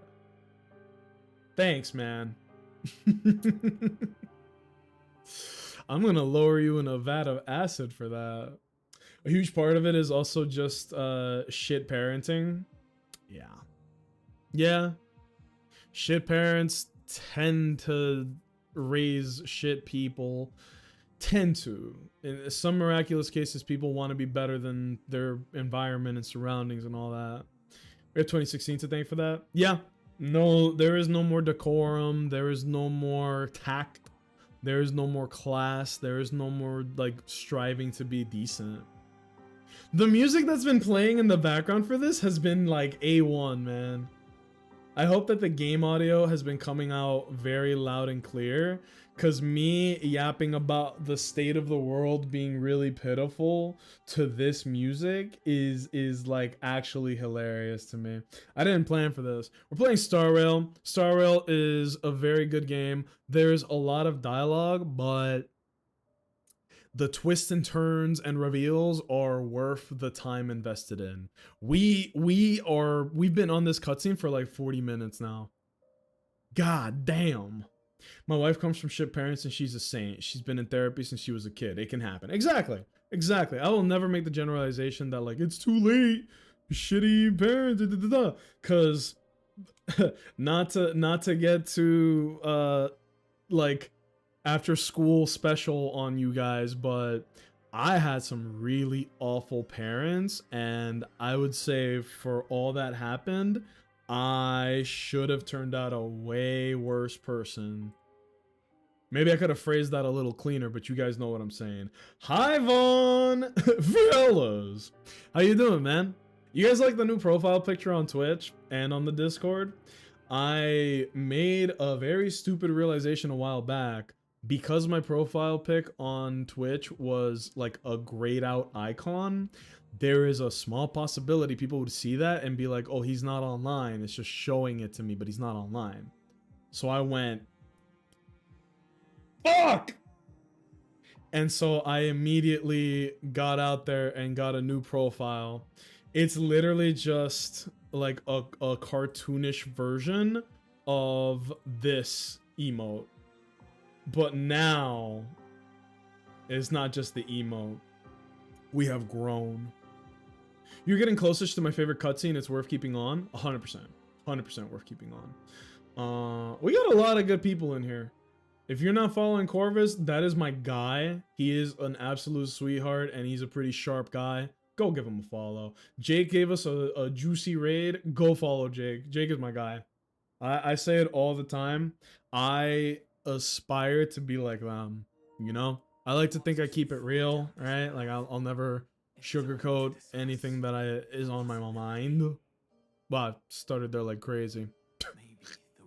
But my point being, like, I appreciate when we can stop everything and have these juicy ass conversations, because I think it's impossible for me to focus on the story that is worth giving attention to, but also having these compelling discussions with you guys, right? My favorite part of streaming is when we can get into like these juicy ass topics. Vaughn, you missed it, buddy. we just capped off like a very long and crazy conversation. It had to be what? Like no shit, 40 minutes, right? Like actually 40 minutes. Time to get Honkai Star Rail. She honkai on my rail till I star? She rail on my honkai till I... No. What was my favorite one of those? We used to do that all the time. She kingdom on my heart till like 352 over 4 days or some shit. That's a good one too. That's an all-timer. If people can't handle a serious conversation during stream, they don't need to be here. Well, it is, like, that's fair, right? But there's also, like, there is so much bad stuff in the world that sometimes you just want to go on Twitch, turn your brain off, and, like, you can have the stream on the background, not paying attention or engaging. You can lurk. You can watch the game because you're interested in what's going on. Or you just want to, like, make lighthearted jokes with the streamer. Whatever reason someone comes to Twitch for, it's valid, right? There's even the people who are hecklers. Some people go on Twitch just to heckle. I've seen it. There are some streamers that are successful because their community fucking hates them. But if they can make a living off of it, fucking, I guess, bro, you do you. You know? I'm sensitive. I'll cry. She honk on my star till I rail. Close enough. Welcome back. Now I have the answer. So to catch people up on what's been going on, Finon is, to really simplify it, he's stuck in a time loop. Everyone is dying. Literally everyone. Everyone is dying over and over and over. He is now on like the 132nd or 33rd loop of people dying. He has tried everything. Well, he's trying everything. Also keep in mind, he has to live out entire lives and years, every try and every fail. And he just keeps seeing his friends and family, everybody dying over and over and over. These characters have died hundreds of times at this point. Well, excuse me, millions of times at this point. He is now aware and witnessing it for the hundreds of times now. Holy shit. Also, his name is no longer Finon. he has become something far greater. I could derail it again by asking who your Star Rail waifu is. That's such a hard question. Make your biggest effort That's such a hard question, man. or accept fate. It changes. I'm a whimsical man. What can I say? Right now, if you ask me, gun to my head, Cypher, right? But if you ask me on any given day, bro, it might be Fugue, it might be Rappa. Favorite Amphorius character, not in a waifu romantic sense, because I don't want to go to Giga Jail. Tribby. I love Tribby. I love the role she plays in the story. I like her gameplay. She's like Robin, but with different variables, you know? I'm a big Tribby head. She fucking rules. But I will be damned if I call her waifu. Fuck, I look like Drake? Drake! Sorry to yell. For dramatic effect. My sexual answer, Phasia or Finon for me. Though damn, Cypher's voice is just right. Isn't it true that this is Cypher's voice actor's first voice acting role? What a slam dunk. That's like going to the damn coal mines and finding a briefcase with $1 million in it. She slapped it. There was the part where she was just juking and jiving the Flame Reaver, and she was like, "You stupid dumb bitch." This is her saying it to the Flame Reaver. She's like, "You idiot, you fell for it again." Like she was cheesing, dude. So she can do like the sultry, flirty cat thief voice, or she could do the manic like, "I got you again," and I'm here for it, man. I'm here for both of it. Both of it? That doesn't sound grammatically correct. So, at the end of the 100 Here we go. She dies again. The traveler and the scholar fulfilled their fates once again. Or There perhaps you go. it wasn't just they who fulfilled Also the meow she does. It's a vocal stem, dude. I can't What is your guys' favorite vocal stem? I like to yell out Bomboclat, not for practice, but for the love of the game. Alright? I be yelling out Bomboclat. I be watching streams. I be yelling out Nasty Gal! Bump me off the track. That's fun to say. Do it at home. Do it at home right now. Gotta go get some free pizza. Oh, get that fucking pizza. Catch you later on the next stream. Dude, thank you so much for joining in on the raid. Enjoy the pizza. You might have just changed my plans tonight. I go boing. Yeah, that's a good one too. Look at him sweat. That's not bad either. Haha, look at him sweat. bliss dark Riva Shield. no reason. So good. Hoyoverse eye designs hit so hard. Have you ever looked at like the graph? There's a graph of like all the eye designs in Genshin, all the eye designs in this game and Zenless. God damn. Who has the best eyes in these games? Finon hits hard. So does Sunday. Sunday's a good one. On which even Orphe, who's coming to Zenless, is good. Evelyn is good. There's a lot of good designs. It's literally just eye designs, but they're very striking. reduces Lots of pressure. oranges and yellows and greens. Lots of very like colors that appeal when you put them together. Yuzuha from Zenless as well. It's nice, man. It happens in Every single Archon in Genshin. Every bad guy in Genshin. You know? If eyes could make me pregnant, I'd have a dynasty. I would never have unprotected eye contact. That is outrageous. None for me, thanks. I'm waiting till marriage.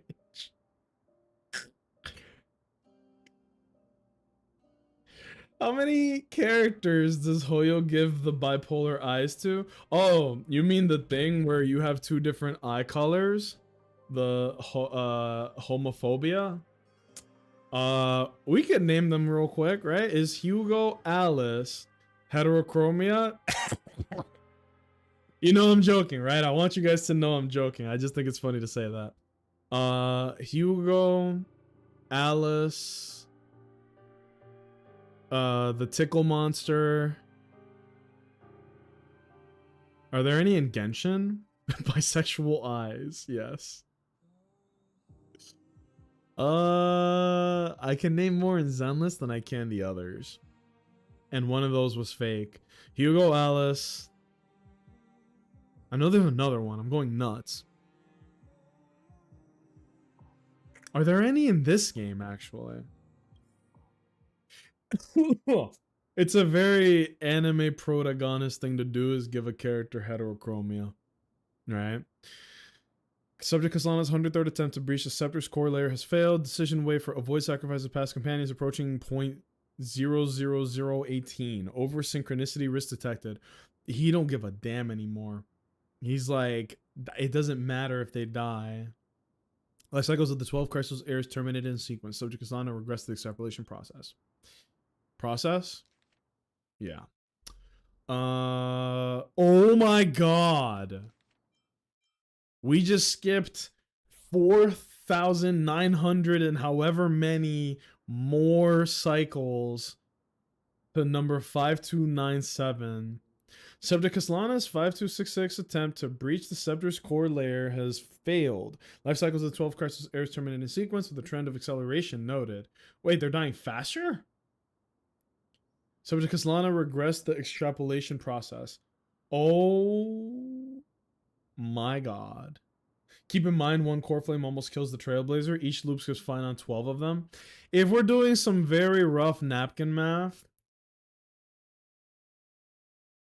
12 times 5k is roughly, right? 5k, yeah. 12 times 5k is like what, 60,000? There you go. Yeah.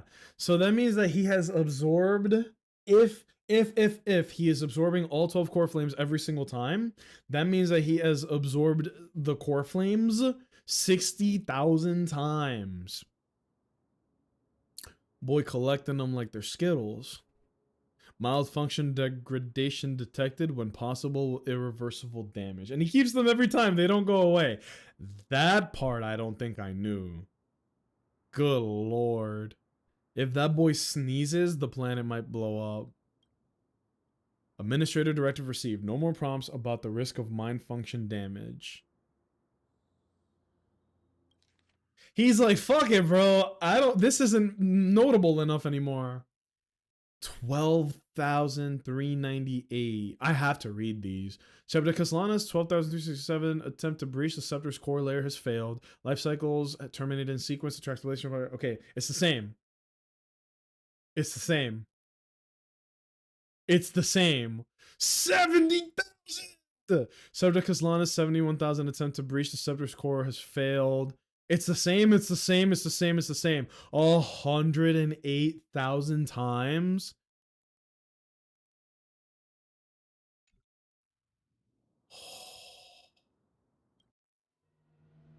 Jesus.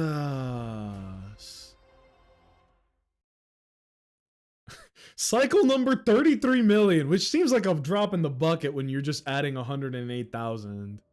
Oh my god. You don't look so good. Deliver. You try putting 100,000 core flames up your butt and tell me how you feel, bro. We're only at 100k out of 33 million. Yup. It was 33 million, and then he embraced destruction and started like with this whole fucking deliverer stuff. And we're only at 100,000 past that point. Even after going through 108 Good lord. 2 cycles. That is shocking. Mighty, your name for me has never changed. Also, the music that's been playing for the past 2 hours is like, this is the best sad music you could have made for this. It's so good. You sound so pleased. It's a derogatory name. Not for me. I'm immune to that shit. Yeah, I know all too well. You only meant it sincerely in the first cycle. After that Oh. one and only time we walked side by side. Every time since. It always ends up like this. My mind is already looking ahead as to what the possible solution to this cycle could be. I don't know. I don't see a way. He's doing the right thing in like not allowing the system to realize that the experiment is complete, to just keep running the fucking run the sim, right? Run the sim. But what do you do to stop it? Dominator will stab you through the 10th thoracic vertebrae. That's your weak spot and the only way to kill you. Damn, he's doing the anime thing. He's doing the anime thing of like... He's doing the Captain America thing where he like sequence broke in the elevator. You guys know the Marvel movie? Where he's in the elevator, he fights like 10 people in one fucking elevator. He's like, before we begin, does anybody want to get off? Oh, fire. And then he sequence broke in Infinity War because he just went up to the one guy and he was like, hey, Rumlow, guess what? Hail Hydra. And the guy was like, that's what he's doing right now. He's sequence breaking. When the mighty Mostesses of the past faced you, did they ever retreat? Damn. Damn. He's trying to keep his humanity. He's trying not to become numb to the fact that not only will he, like, either directly or indirectly, these people will die because of him. On top of that, sometimes he has to be the one to fucking do it. Tens, hundreds of thousands of times. He has to hold that every time. 3355-0336 is known as the perfect number. Positive number that equals the sum of its proper divisors. Oh shit. Use to calculate the first 4 perfect numbers, but lack the means to calculate beyond that next perfect number. Damn. Literally to the Greeks, perfection beyond 8,128 was impossible to reach. Damn. That's good lore, dude. That means that Hoyo didn't just throw out a random number is what you're telling me.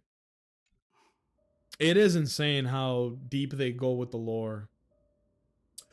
Corvus, this is going to be a completely random question and it is aimed completely at you. You're a musical guy, right? You enjoy musicals?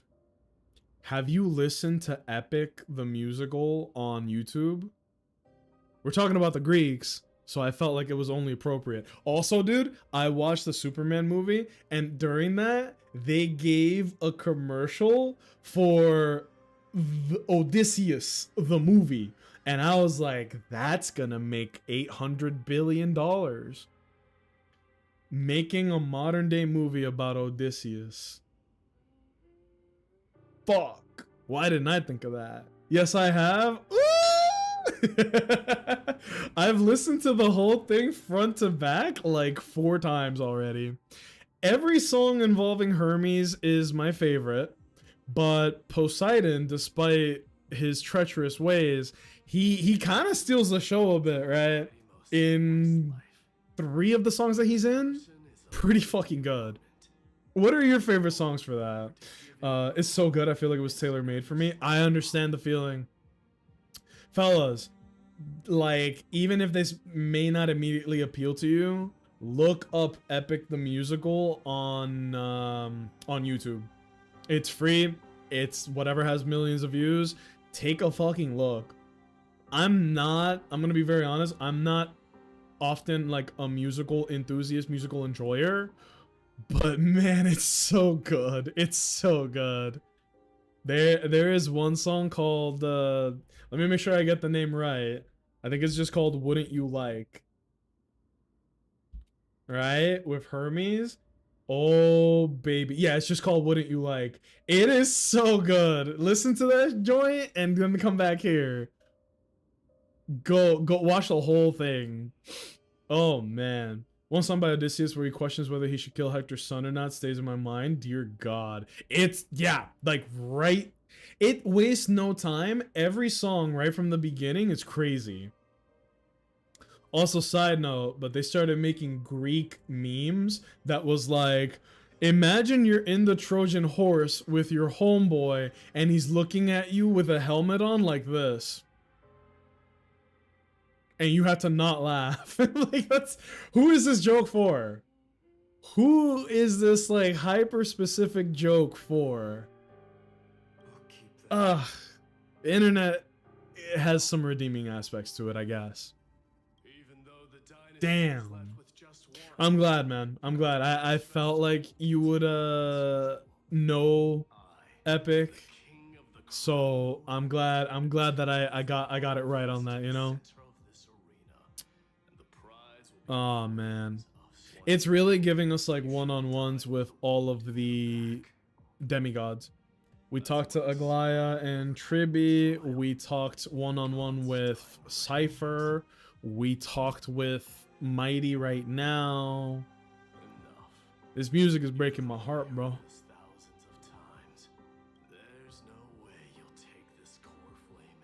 He's never gonna willingly give him the core flame. But at this point, he might be able to just like one-shot him. I understand.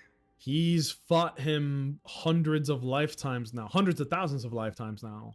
Step forward and face me in a final battle. Fuck. The last son of Gorgo. The demigod. Oh my goodness. Salute you. Look at this god. Oh, he's walking too. 10,000 scars and 10,000 lives of mine to fuel the blazing sun of deliverance. I can't beat the shit out of you without getting closer, Mighty Mos. Yo, what is the... Yeah, that makes sense, actually.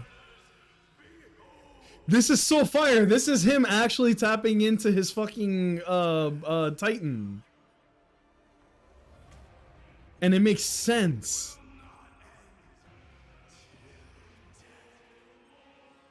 They literally made To Be or Not to Be a musical form as Odysseus' Tale. I was so there for it. The JoJo reference. I think we both went to the same place in our minds.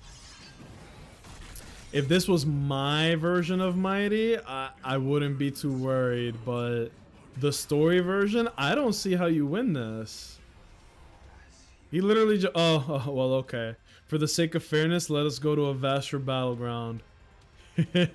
Fellas! Fellas! Let's fight somewhere empty, like my YouTube chat. Let's fight somewhere empty.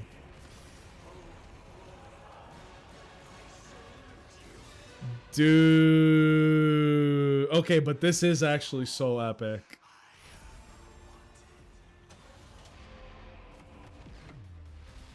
To this day, probably still the most insane, flashiest, hype beast ultimate they've ever done. I'm gonna block whatever it is you think you're gonna do, bro. Psych. Wait, this is a very cinematic battle, I just realized. We're just gonna be slapping each other in the dick and balls the whole fight. Go ahead, bro, take another turn. I insist, actually. Uh-oh. Oh. Damn, that's a pretty good move.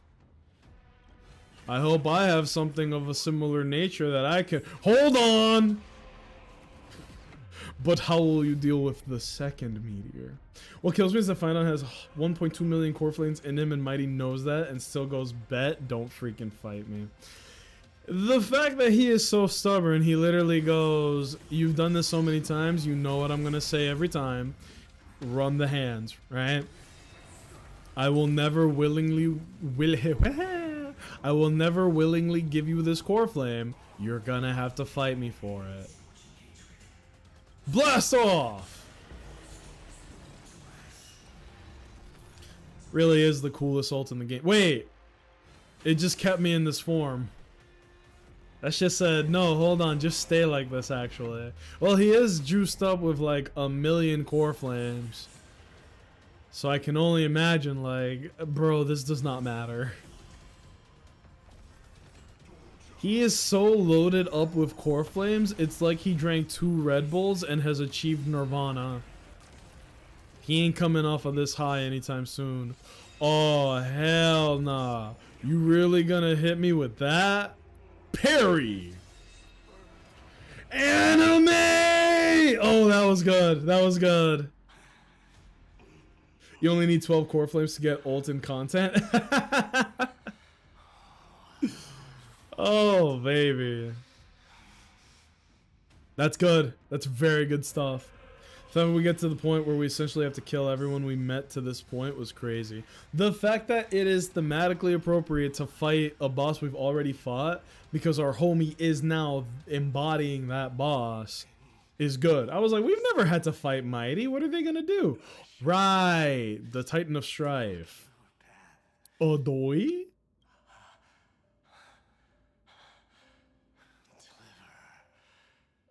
Hold on. I wish you eternal victory.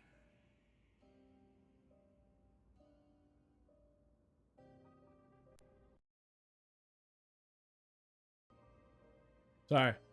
I was sending a message. Want to do a man-to-man fight with Mighty? Are you both shirtless and fist fighting in the rain? Is that too romantic, or did I just expose myself? 180,000 core flame of strife fell into the yet the shadow of the black tide still loomed, and pain and despair spread across distant lands. That was a sick fight. Very good fight. Even if it is mostly just it's story, right? It was not a real boss fight, but it was a boss fight you have to do and control with your fingers. Where have I heard what he just said before? I've heard someone say, even if this body turns to ash. I think it was the prologue in Natlan. I think so. How bright the sun is. Oh no, don't make us fight Castris. The sun you bear is both cold, a sun like I think I get it. surely cannot bring If what I'm predicting is what's about to happen, the balls on them to do this. Only by feeding the flames can we melt. He is becoming a husk. Allow me to ask, how many core flames do you carry now? What time is it? The 2 millionth recurrence? Wait, what? He about to say about 12 million core flames. 20. Ha! Bumbleclad! 24 Bumbleclad flames! 83. Good googly moogly! I forgot to carry the... Ooh! Yeah, my math was off. I said about 12 million. There's 2 million recurrences, so it'd be about 24 million. At that point, I lose count. Such a heavy burden. So that's why you've turned into this. A broken idol. Tragic firewood. Oh my god. I will bear this burden as long as you hand over. Hold on, sorry, messages. Hold on, I got to send a message. The girlfriend's cooking dinner. Copy. Oops. Paste.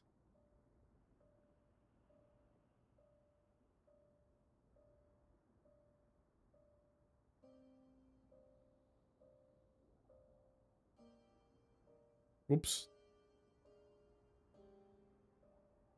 Oh, this shit is crazy. He promised to remember everyone so that it can have meaning, and he can in his current state. He is perfect. Oh my god. I must refuse. And they don't just give it up. As the demigod, I cannot watch you walk into a fate more cruel than death. To what end, bro? The past, present, and future will never again suffer unnecessary death. Unnecessary death. How many times until it's, like, enough? Indeed.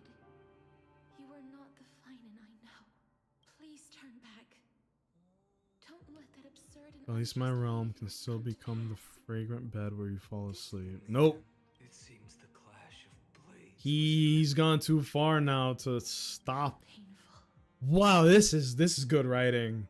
I know I am not. Yeah, can't give up. Yeah, at this point you can't give up. Your sword It's the counts. gambler's fallacy, right? But even so, Did you guys know that 100% of gamblers lose right before their big score? It's a really sad statistic, and I don't think enough people are talking about it. even Kethele cannot shape all things at will.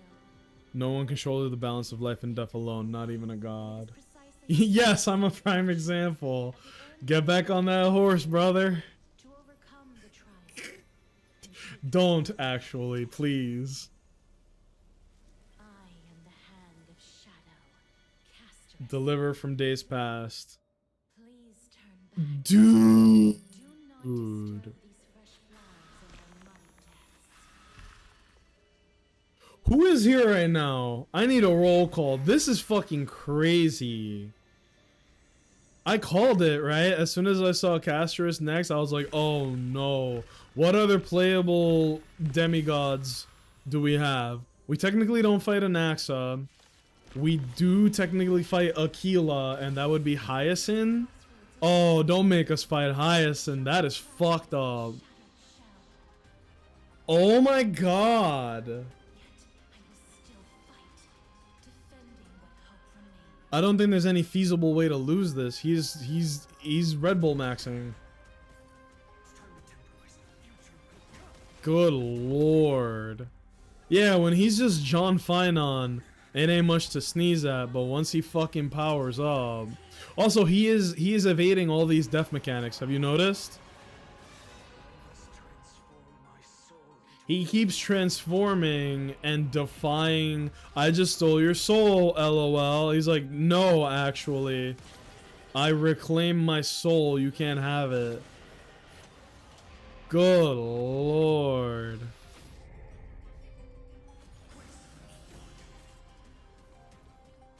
When world recollection occurs, death is rendered futile.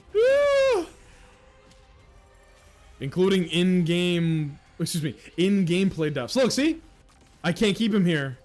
Is what she just said. Because remember, Casterus has the thing, like, congrats, you are now at 1 HP. When she did that here, instead of bringing my HP to 1, we just max healed. Look, right here, right here.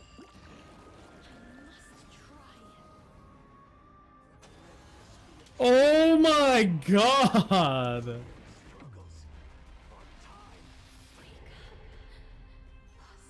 Thematically, this is incredible. It's not a real fight.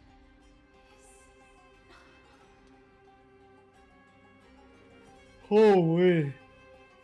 I'm sorry I'm yawning so much, guys. I couldn't sleep until like 4 a.m.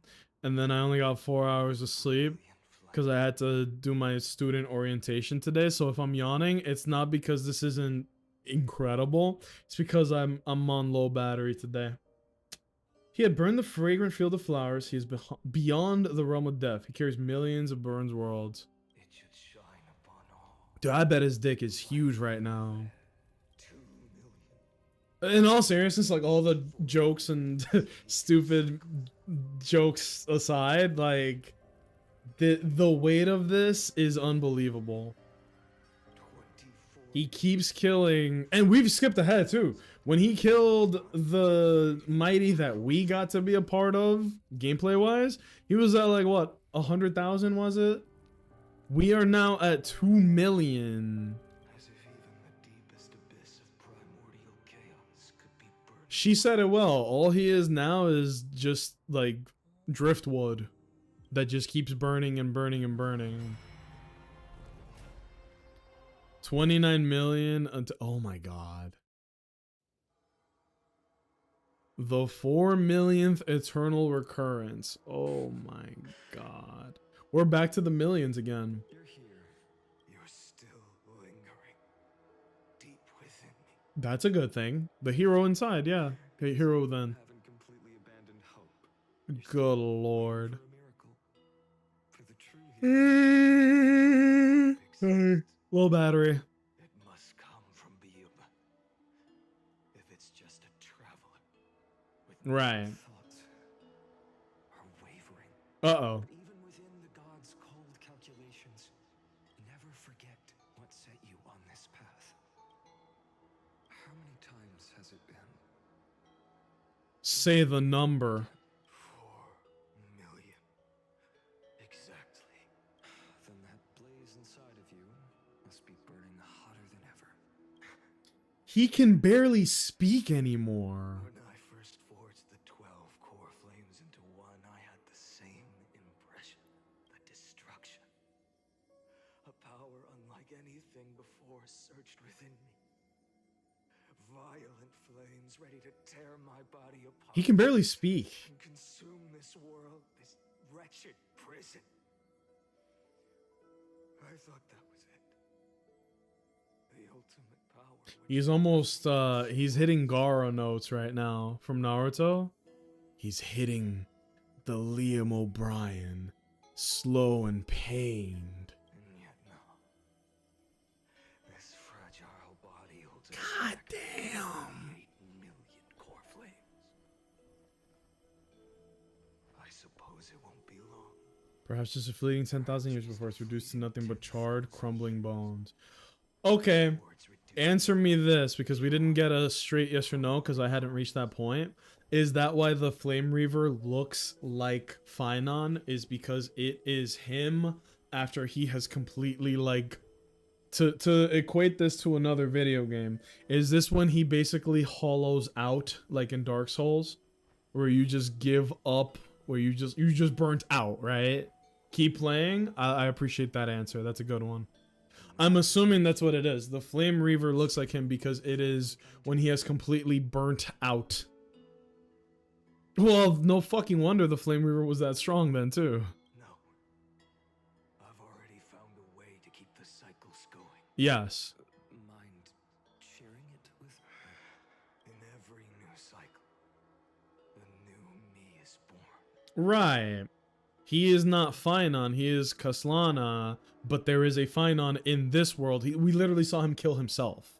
All I have to do is push the next Finon to the end of the world. What? And then he'll kill me. Shatter this body. To reset? My flames, my memories, and carry on the path I started. Because it would be that Finon's first cycle. What? Bold plan, but risky. The next you refuses to follow the same path. Yeah. How can you ensure? If unfortunately I have a backup plan. I have no choice but to bet everything on the next Finon and trust that he makes the same choice I Even did. in this wretched prison, I never forget what set me on this path. That's a good point. You mean The homie, right? ever since I committed to this plan? We haven't talked about her a single time. Not once. In millions of cycles. Is he talking about Miss Time? I'm assuming he's talking about her. I forgot her name. Pink-haired girl. I forgot her name. I'm so not Hyacinth. The other pink-haired girl. As the demigod of the sky. A black Nope. tide. It's hand over the Oh dear God, they're gonna make us kill her. Now, that just won't do. A healer should stay composed in front of those. This is a fucked one. Cyrene, thank you. Yes, there's like 3 different characters, 4 with the name that starts with a C, and it was like swirling in my noggin, man. Thank you. Yeah, I figured Cyrene is the solution to this, but we'll see, right? This one's tough. This one's not okay. Mighty's a fighter. He lives in like, you know. Casterus, I get, she's doing the responsibility by the Titan of Death, blah, blah, blah, blah, blah. But her, come on. That's a tough one. Also, she, in my opinion, she is the hardest of these bosses that we've fought. My God. No. Not the tickle monster. No. Corvus, you know what this is starting to remind me of? With everything falling apart? Omori. Even the music. Right? This is some Omori shit, bro. Without any spoilers, because that is a spoiler heavy game. This is screaming Omori to me now. Lead this world. It's just Oh, mama. understand. Within the sun upon your shoulders. Remember saying that later? Uh-oh. Did I did I tap into a vein? Part of that warmth should come from you. Oh God. Person. My humanity is indeed just a flicker compared to the blazing fire of divinity. Even so, Oh my God. Even though the divine fire burns so fiercely that each cycle, it's your wish. Where is Wise? Owens, I think you need to ping Wise and tell them to get over here now. Me. Either that or they'll watch the VOD. Hi Wise! You worked really hard today. I'm proud of you. I was like, where's my camera? So I could look them in the eyes. Oh my God. Over. You locked in a bit hard. so you're not just a lone spark in the dark. Yeah. Yeah. What about you? What about your wishes? The wishes Dude, he can't even talk normal anymore. Lord Kaslana. So that's how it is, without flaw. That is the flaw. The golden blood gate. He is flawless, and that is the flaw. You took the world upon your shoulders without hesitation.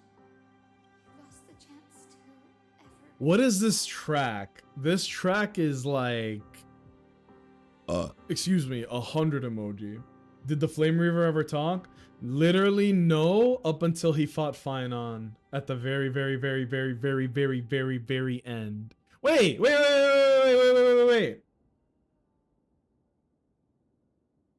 Maybe I'm overreading this, right? Let's go back to 2 streams ago where Finon and Trailblazer were he was wait.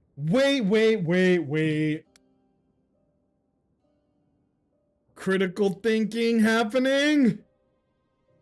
Okay. Finon fought the Flame Reaver and ripped the mask off, and it was him, but he was already cooked, right? And he was already loaded up with destruction. He was destruction maxing that Finon, which, as we know, that's what he is becoming now, right? He is becoming the Flame Reaver. Let's this is not spoilers because I don't know what's about to happen, but he is becoming the Flame Reaver. He is becoming the husk. They keep putting on that motif of like, bro, you are a piece of driftwood burning, and you are a pyre that is built upon like the bones and souls of everybody millions of times over. You can't even fucking talk anymore. And at the very end, remember when Kaslana was talking to the hero within, being like, I'm going to give up my memories and the core flames, everything. I'm going to give up everything to a fresh Finon. And I was like, huh? But that's literally what he did. As in, if we look at it from the POV of the Flame Reaver that we did see and fight and fuck with and do all this, that's basically what happened. So the epic conclusion is, I'm gonna burn out, give all that power to a fresh Finon, who is only on the loop one time because he now exists outside of the loop, right? Every loop there is a Finon, and he's killing him too. I'm going to give up me who am become Flame Reaver. He's going to give that to the next Finon. It is a fucking correct. His body can barely last a cycle because there's so much core flame. He has to keep passing on the baton and his memories to each subsequent Finon. It's just compounding it.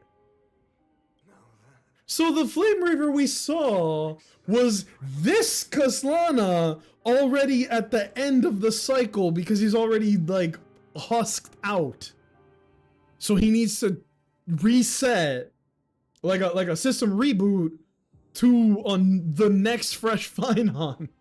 Oh my god. That makes me the perfect fuel. This isn't Omori, this is Dark Souls. You gotta kindle the flame, bro. You gotta kindle the bonfire, quite literally. Someone on Hoyoverse went on a Dark Dole wiki dive. Dark Souls wiki dive. This is Dark Souls. This is literally Dark Souls.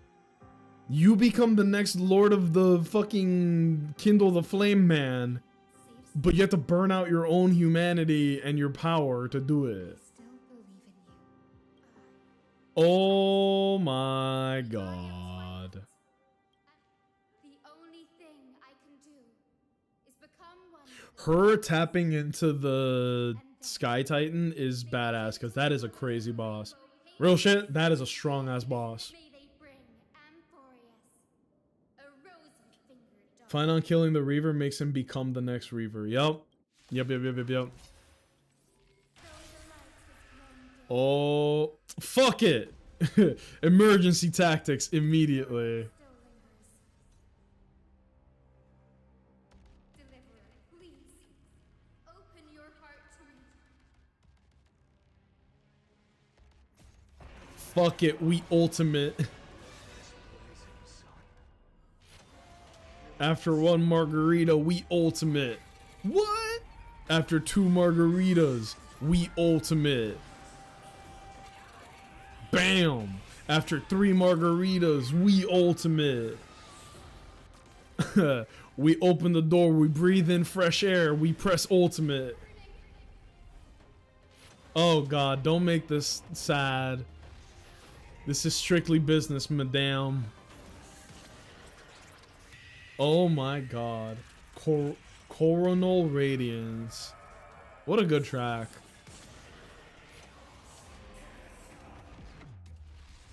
Craziest part is, gameplay wise, he actually is this strong. Like, biblically accurate Finon is this strong. Dude, doing the world reset in his ultimate now has a completely different tone to it. Right? Because when you do it in the game, you're like, oh, he's fucking with reality. But once you have the context for it... Wow! Yeah, I got one of those too, sister. Oh!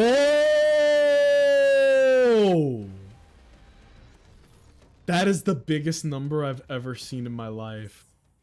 Your son Was that like 130 million, or am I just tired? seeds of a new world ever take root. Oh, man. Flame rose. And this time, the end of the flame chase remained the same as ever. He doesn't hit her with a meteor, he deleted her literally. Yeah, he's that tapped in. Color unlike anything. No wonder the Flame Reaver was so strong throughout the story. We were like, this guy can't be stopped. Cypher did her best, couldn't stop it. Everyone tried. Fucking Mighty gets waxed by the Flame Reaver and it makes it look effortless. This is why. Okay, no cap. This has to be by far the strongest character in the game right now. Lore-wise, he's dripped out in souls, experience, and destruction. That being known as This is by far the strongest character in the game. will to break free from the black top. Is this Amphorius' wrath? If its choice has already Would you believe me if I said that Acheron still toys with him? How? The lore is so deep. How? Never yield to it. He doesn't feel like an emanator of destruction. He feels like he has become another Eon. 23 He fucking looks like the Eon of destruction. 282 million. It's getting to the point where the numbers don't mean anything. It's just so silly now. No more chase. We talking stupid numbers, bro. And now, I am the fire at the end of the long night. The flame Oh my rises up god. through a sea of flowers. It's a revolution. An all-consuming transformation. Then let me be the one to step across the ashes of the old until another dawn rises on the distant horizon. Bringing the Yeah, this feels like Dark Souls. Ix doesn't share his power with anyone and she just took it all. She can just reset the universe to zero if she's not careful. That is true. To become an emanator of nihility is to be chosen by nihility, which is not... That's not a thing, right? And the power isn't split. It's literally just the... Here's everything. Here's all of nihility in one person. Good lord. 3 million. This is the Still cycle about to insane. end. Countless memories, This is Finon. countless versions of myself have stood here, facing the same. They all needed a moment, just like you do. Yeah. Stop and just like them. You will carry those memories. God, it's all like rushing into him. I think your head would literally explode and confetti would come out. And then fight the destruction with destruction. Yeah. Yes. That's always the decision you make. I will burn and fade. There you go. I'll become the Flame Reaver of this life and keep my promise to Cyrene. Kill gods and comrades alike, and steal the core flames. I will stop Aranova. Oh my god.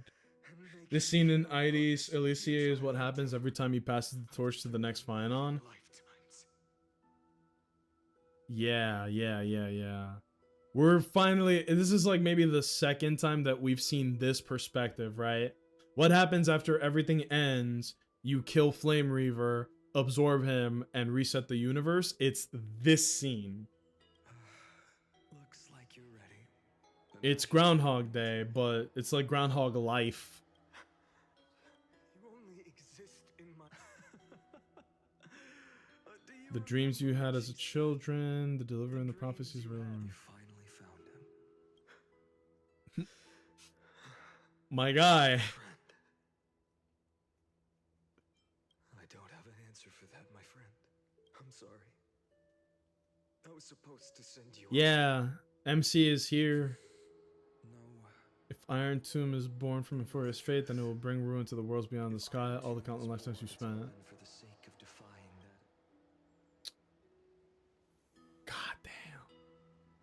In millions of cycles, I've said good. Each time we speak, our words grow fewer. Your fire burns hotter, and you're getting closer to Uh-oh. becoming pure rain. You know what? If all of Amphorius was Had a choice. culminating to focus on this, on Finon, because it's the Finon show now, right? Everybody's on the back burner now. It's all up to him. That is so lonely. It was worth it. It was worth, like, look, I have a lot of complaints about Hoyo games, specifically like there is a lot of dialogue and yapping. It can get a little bloated and unnecessary, but if all of it was for this chapter, I can't argue that it wasn't worth it. But this It was worth it. things are different. This is so Your persistence has shifted the tide. grand, On the horizon, you know? see it. Faint.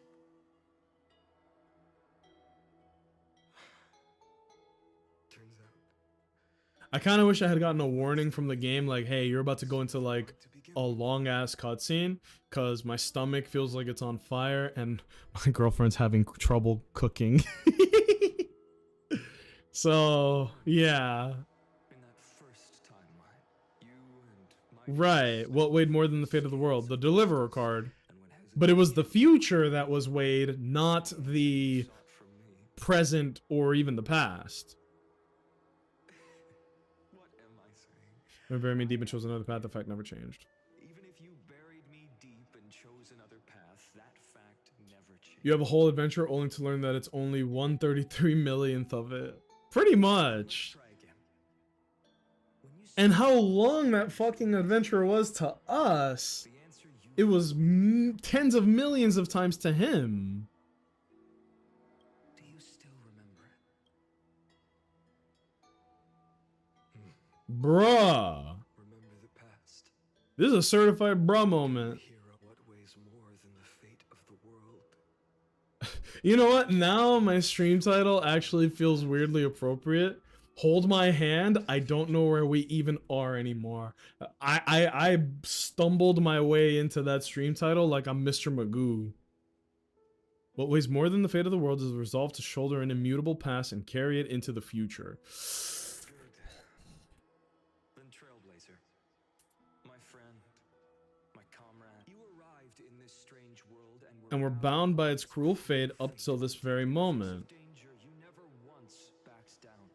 You sold their world after world without hesitation. That boarding pass on your chest is now the mark of a hero. If I choose to step through that door and embrace an end fitting of the destruction, let this sun forged from millions and millions of core flames burn me up along with the god of destruction and their minions.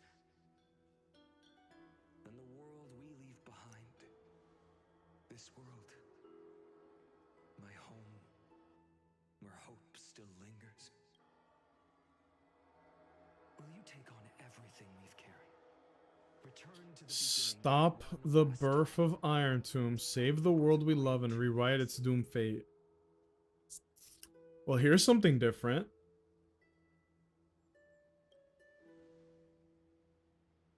The Trailblazer is the one variable. Good.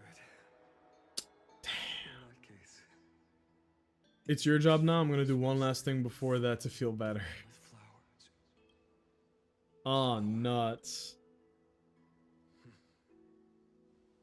If he takes on the weight, I'll be able to walk further down the path of deliverance than a fire that only knows how to burn. One will step into the future. One will remain in the past. Oh.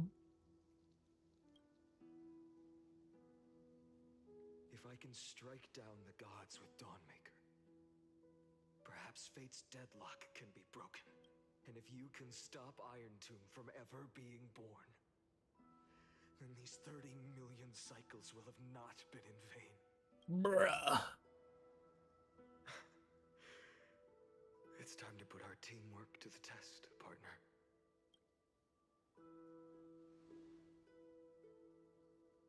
Wow.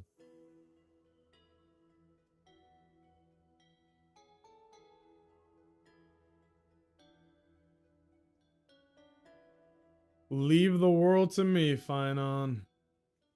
Thank you for all you've done already, friend. The image of the hero I've buried deep in my heart finally steps into the light. Here, at the end of this long flame chase journey.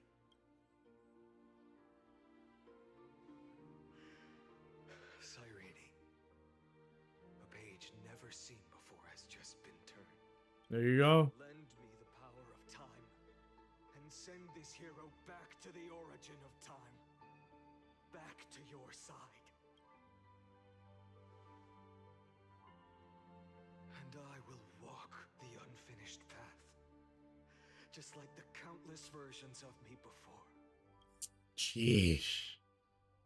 You should actually be close to the end of 3.4. Bruh.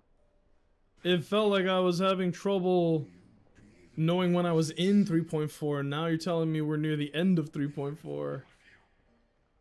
And there you go. The Flame Reaver's name now is Kaslana because we know. Without Fuck, dude. bear this world until Oh. He gets it.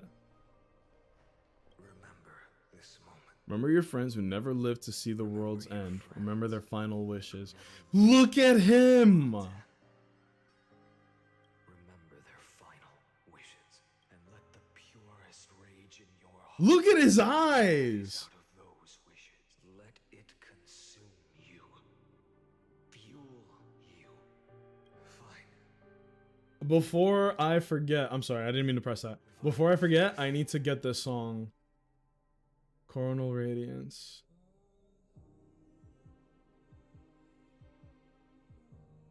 As usual, I will not look at the YouTube comments. I'm literally just gonna find the song, put it in a damn playlist, and that's it. I ain't gonna look at shit. Watch it be like, actually, did you know that it was such a crazy twist? Final was the tickle monster the whole time. I'm gonna be like, no! Spoilers! Take it. Everything I bear. Keep on burning. We saw this. As long as we are never extinguished, the flame chase will not end. So Finon has to keep the flame chase journey going, otherwise the scepter. Ah! Otherwise the scepter is going to be like, oh, the simulation is complete. We perfected destruction. Let's just like get rid. We're done with Emphorius now. We're done. Bow your head to So he needs to keep doing this shit. Otherwise, yeah, the world needs to reset. Otherwise, Emphorius, let's call it like this. Otherwise, the Emphorius project is complete. And if that happens, then there's no more loop. Trailblazer. Now we're fucked. May this blood be like gold and never tarnish. But here's the variable. Now the MC is here, giving you the pass to go back in time. Now he has nowhere left to go. So now what does he do? He's just stuck in that loop, bro. If I'm getting this correctly, he needs to keep doing this because there was no variable. We weren't there to change the way things went. And now that it's gone this far, this much weight, he needs to keep doing that. He gave you the power to loop. He can't do it anymore. That's what I'm saying. That's what I'm saying. He is now like the cycle of Finon. That's done. Like that's gonna keep happening.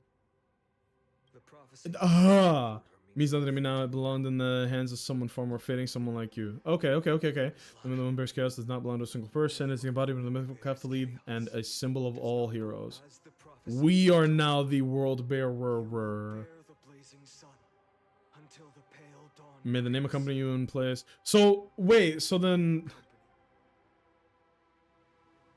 another attempt. fuck off. I won't remind you how many times. If you've lost count, let me tell you. This is the 33,550,336th ending. There you go. And all these millions of people, others inevitable. Silence your searing rage. Embrace your fate lovingly. Your silence. Shall I take that to mean no Fracture. No. I'm just disappointed. I've retrieved the memories, and yet, even after all this time, your arguments remain. Damn. Infinite chances to sway me into the future you want. Yet here we are. The score: 33,550,336 to 0. So tell me, Bro. Lycurgus, who's the real loser here? How unfortunate. This was never a fair game. I Ah. taught you. You will never escape this. That is the moment. Yeah, he just needs to win one time. The pain He's free from the loop now, able to talk mad shit because he can leave it all to you. Yeah. Lord, Makes perfect sense. Incompetence disappoints. Think about it. Who's the one shackled to mindless vengeance, which can encourage the curse to rebel against the gods of foolishness? Oh yeah, it's you, dude. Perhaps you're right. He's so wise now. Tired of this futile because you are both a prisoner to the gods and to me. Oh. And tell me, what right does a mere prisoner have to look upon my fury?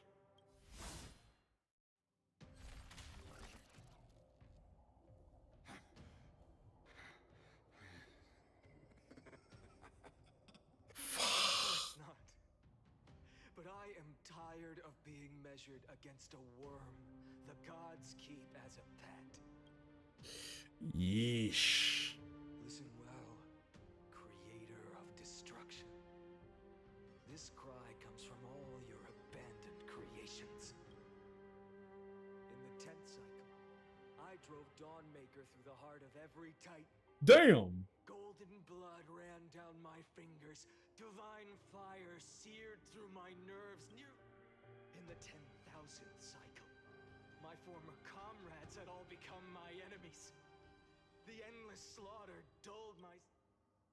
In the 100,000th cycle, the destruction had already fused into a blazing sun, surging within Okay. in the 23,000,000. Youch. 570,000th cycle. By its faint glow, once again, no, countless times again, I endured. Now, that sun is me. All the countless versions of me from the past, along with my countless brethren, dragged into existence against their will, drowning again and again in your golden blood. The very essence of this world's suffering and despair, fused into the purest hatred, the fiercest rage. Nanook, you arrogant fool! Ooh. You think we were born to only serve as fuel for the fire? Fine then! That's the Aeon of Destruction, Nanook. Let the fire burn! If I was born as the blazing sun of destruction, then let you and your lackeys be the flares erupting from my core. Grant you a dawn where all stars burn to ash! Uh-oh. Subject Kaslana failed to load into buffer zone. Memory dump irregularities detected. Illegal references, undeclared objects, unhandled methods, uncaught exceptions. Anomaly destruction detected. Energy Nanook surging. He's calling out the Aeon.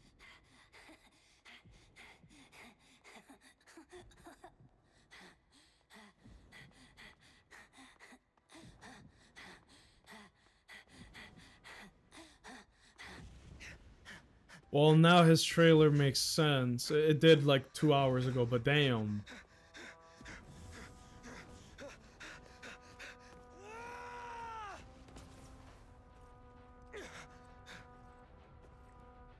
This is a different art style now.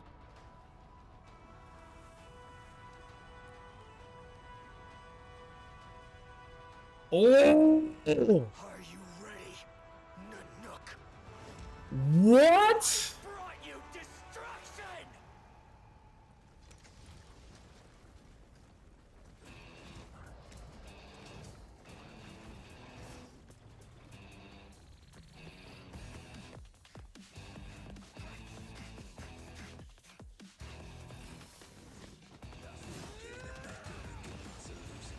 I was about to say this screams Devil May Cry. I didn't know that there were gonna be lyrics. This might be the most... He even looks like Dante. Oh! He transformed!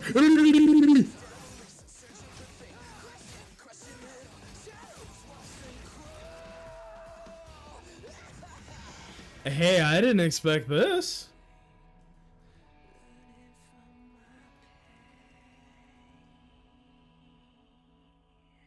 Oh, look at him.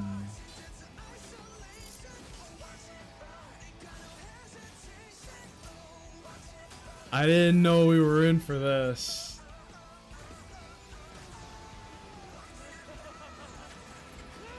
Oh my goodness.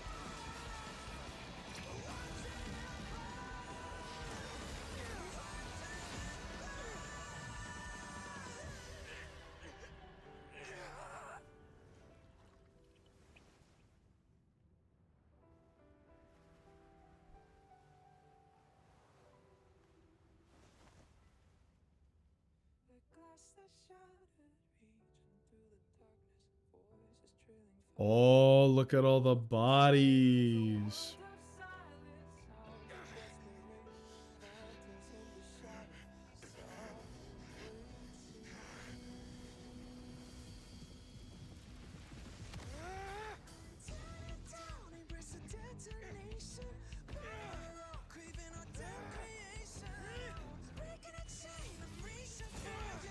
Woo!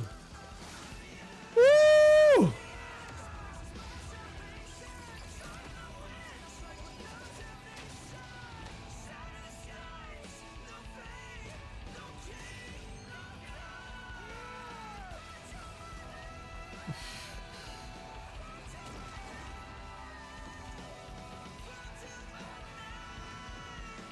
Dude, fuck Nanook.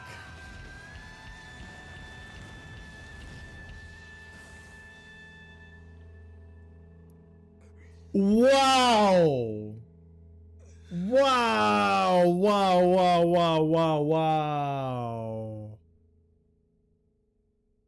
Oh, it's the it's the Avengers meme. The fucking all that for a drop of blood. It's like that.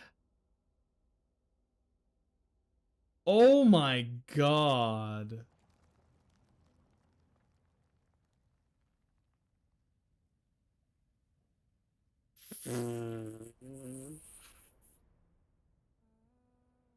Also, that's his first time in reality. My wish is to fulfill everyone else's wishes. Cause that's him out of Amphorius. If I can't fulfill them, Then send them on to tomorrow. Yo.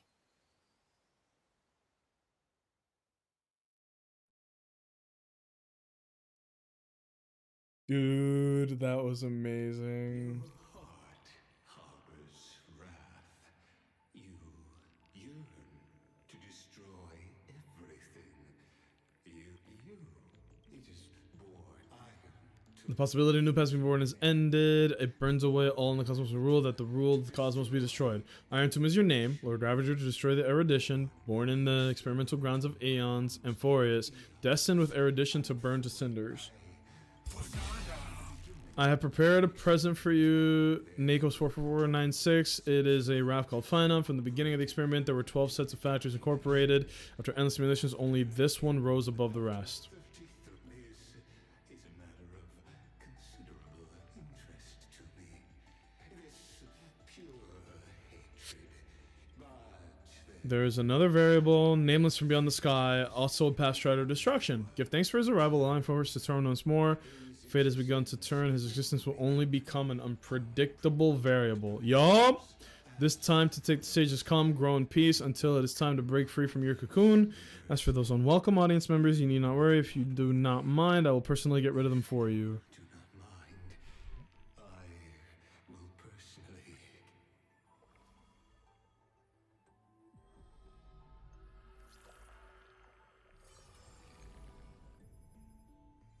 Bruh.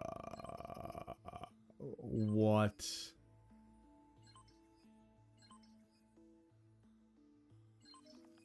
Oh yeah, experiment 99%. This is a nice visual. This is a very nice little visual. Routine logging of the 12 factors to support Iron Tomb's deep learning processes. World Bearer, Primordial Hatred. Introcognition is null. Yeah, because we know this is Phynon. This is... Yeah, this is... Cyrene. Orexis. Operation Basic Primal Instinct. Self-gratification. When in action, display several distance. Altruistic behavior. Premium mobile. Committing self-destruction. Path of Elation. Whoa! As a simulated path of elation, it walked into self-erasure once reaching its end. Track Trickery. I'm gonna guess this is Cypher. Track Death.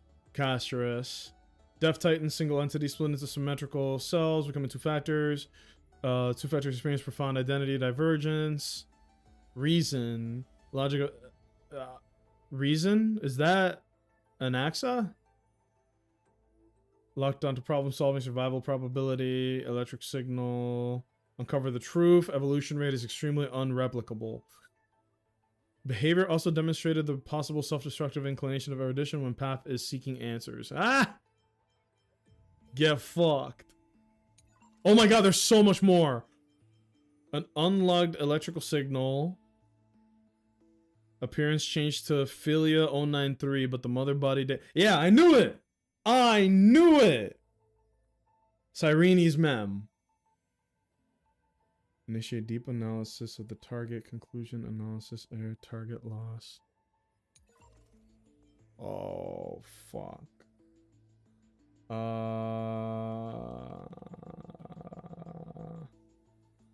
I'm reading the chat. It's a lot to take in. Bruh. My guy, March 7th. Nothing. A nameless, Scion of Permanence.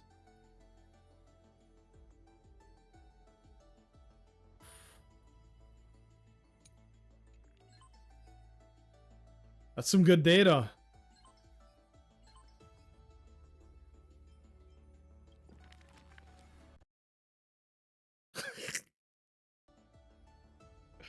What the fuck?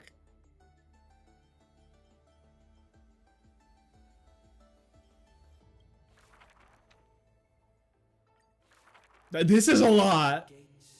Okay. Okay. No. I can't. We can look at this later. I can't.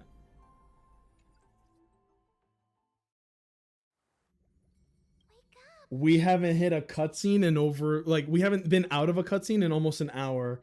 I was supposed to cook burgers with my girlfriend. I gotta speed this up. I'm sorry. I have to speed this up. We have not hit a checkpoint at all. My pest is finally coming. Blah, blah, blah. You must have a clue. You knew the answer long ago, didn't you? I ain't skipping this. Glad that I remembered. Regrets? I'll turn into the memory this way. The memory, time, demigod, forever reside in the heart. You'll carry all my Okay, she's gonna do it for us.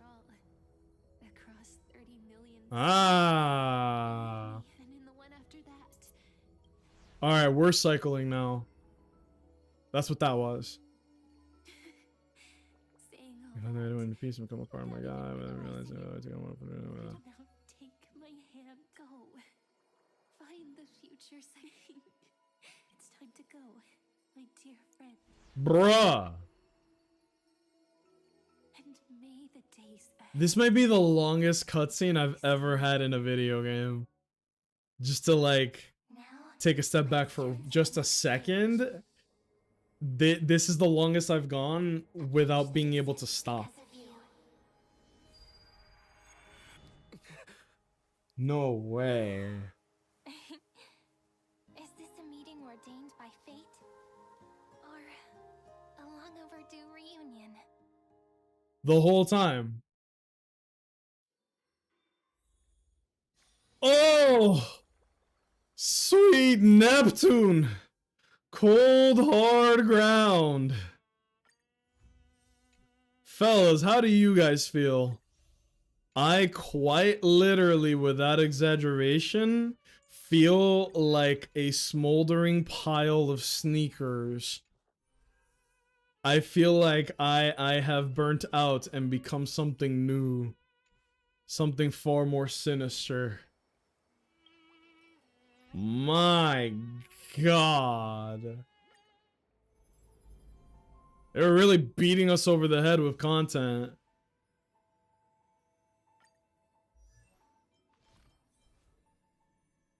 Oh yeah, we got 2 more of these. All I can say after that is just, hey, check please. Holy. Look, I hate to...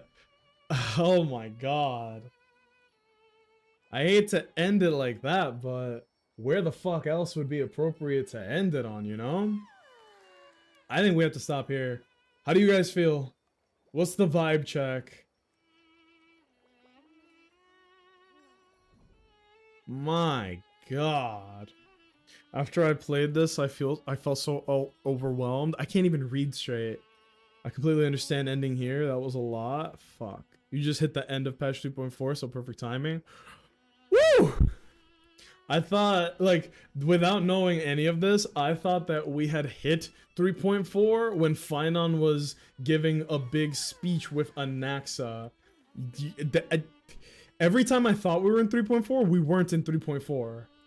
There's a loop here, man. There's symbolism. There's a lot going on. Let's just leave it at that. I feel exhausted. I feel fulfilled. I feel tired. More than anything, I feel tired. I'm looking at people to raid. I'm gonna be honest, I'm exhausted. I woke up at 7 a.m. this morning. I only got like 3 hours of sleep. I haven't eaten all day. I could not be more primed to fucking end stream. I'm gonna be real, no raid. I'm probably gonna fall asleep as soon as I eat something. Holy fucking moly. You must replay the patch 33 million more times now. Dude, if I did that, if I actually did that, you know what would happen to me? I would actually husk out like Finon. I'd be like, I would watch that anime cutscene, I'd be like, oh, that's so bog. Oh my God. I feel as tired as he must feel, man. My word.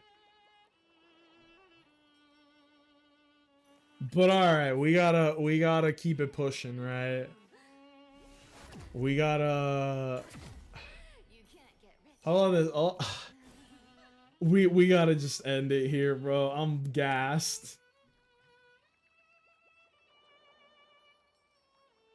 I'm looking at someone to raid. I'm just gonna send you guys somewhere cool.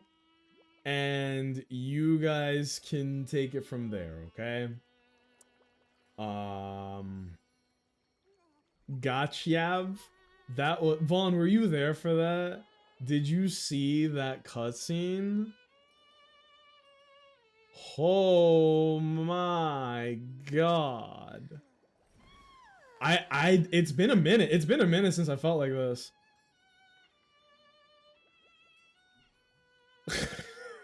My brain feels numb.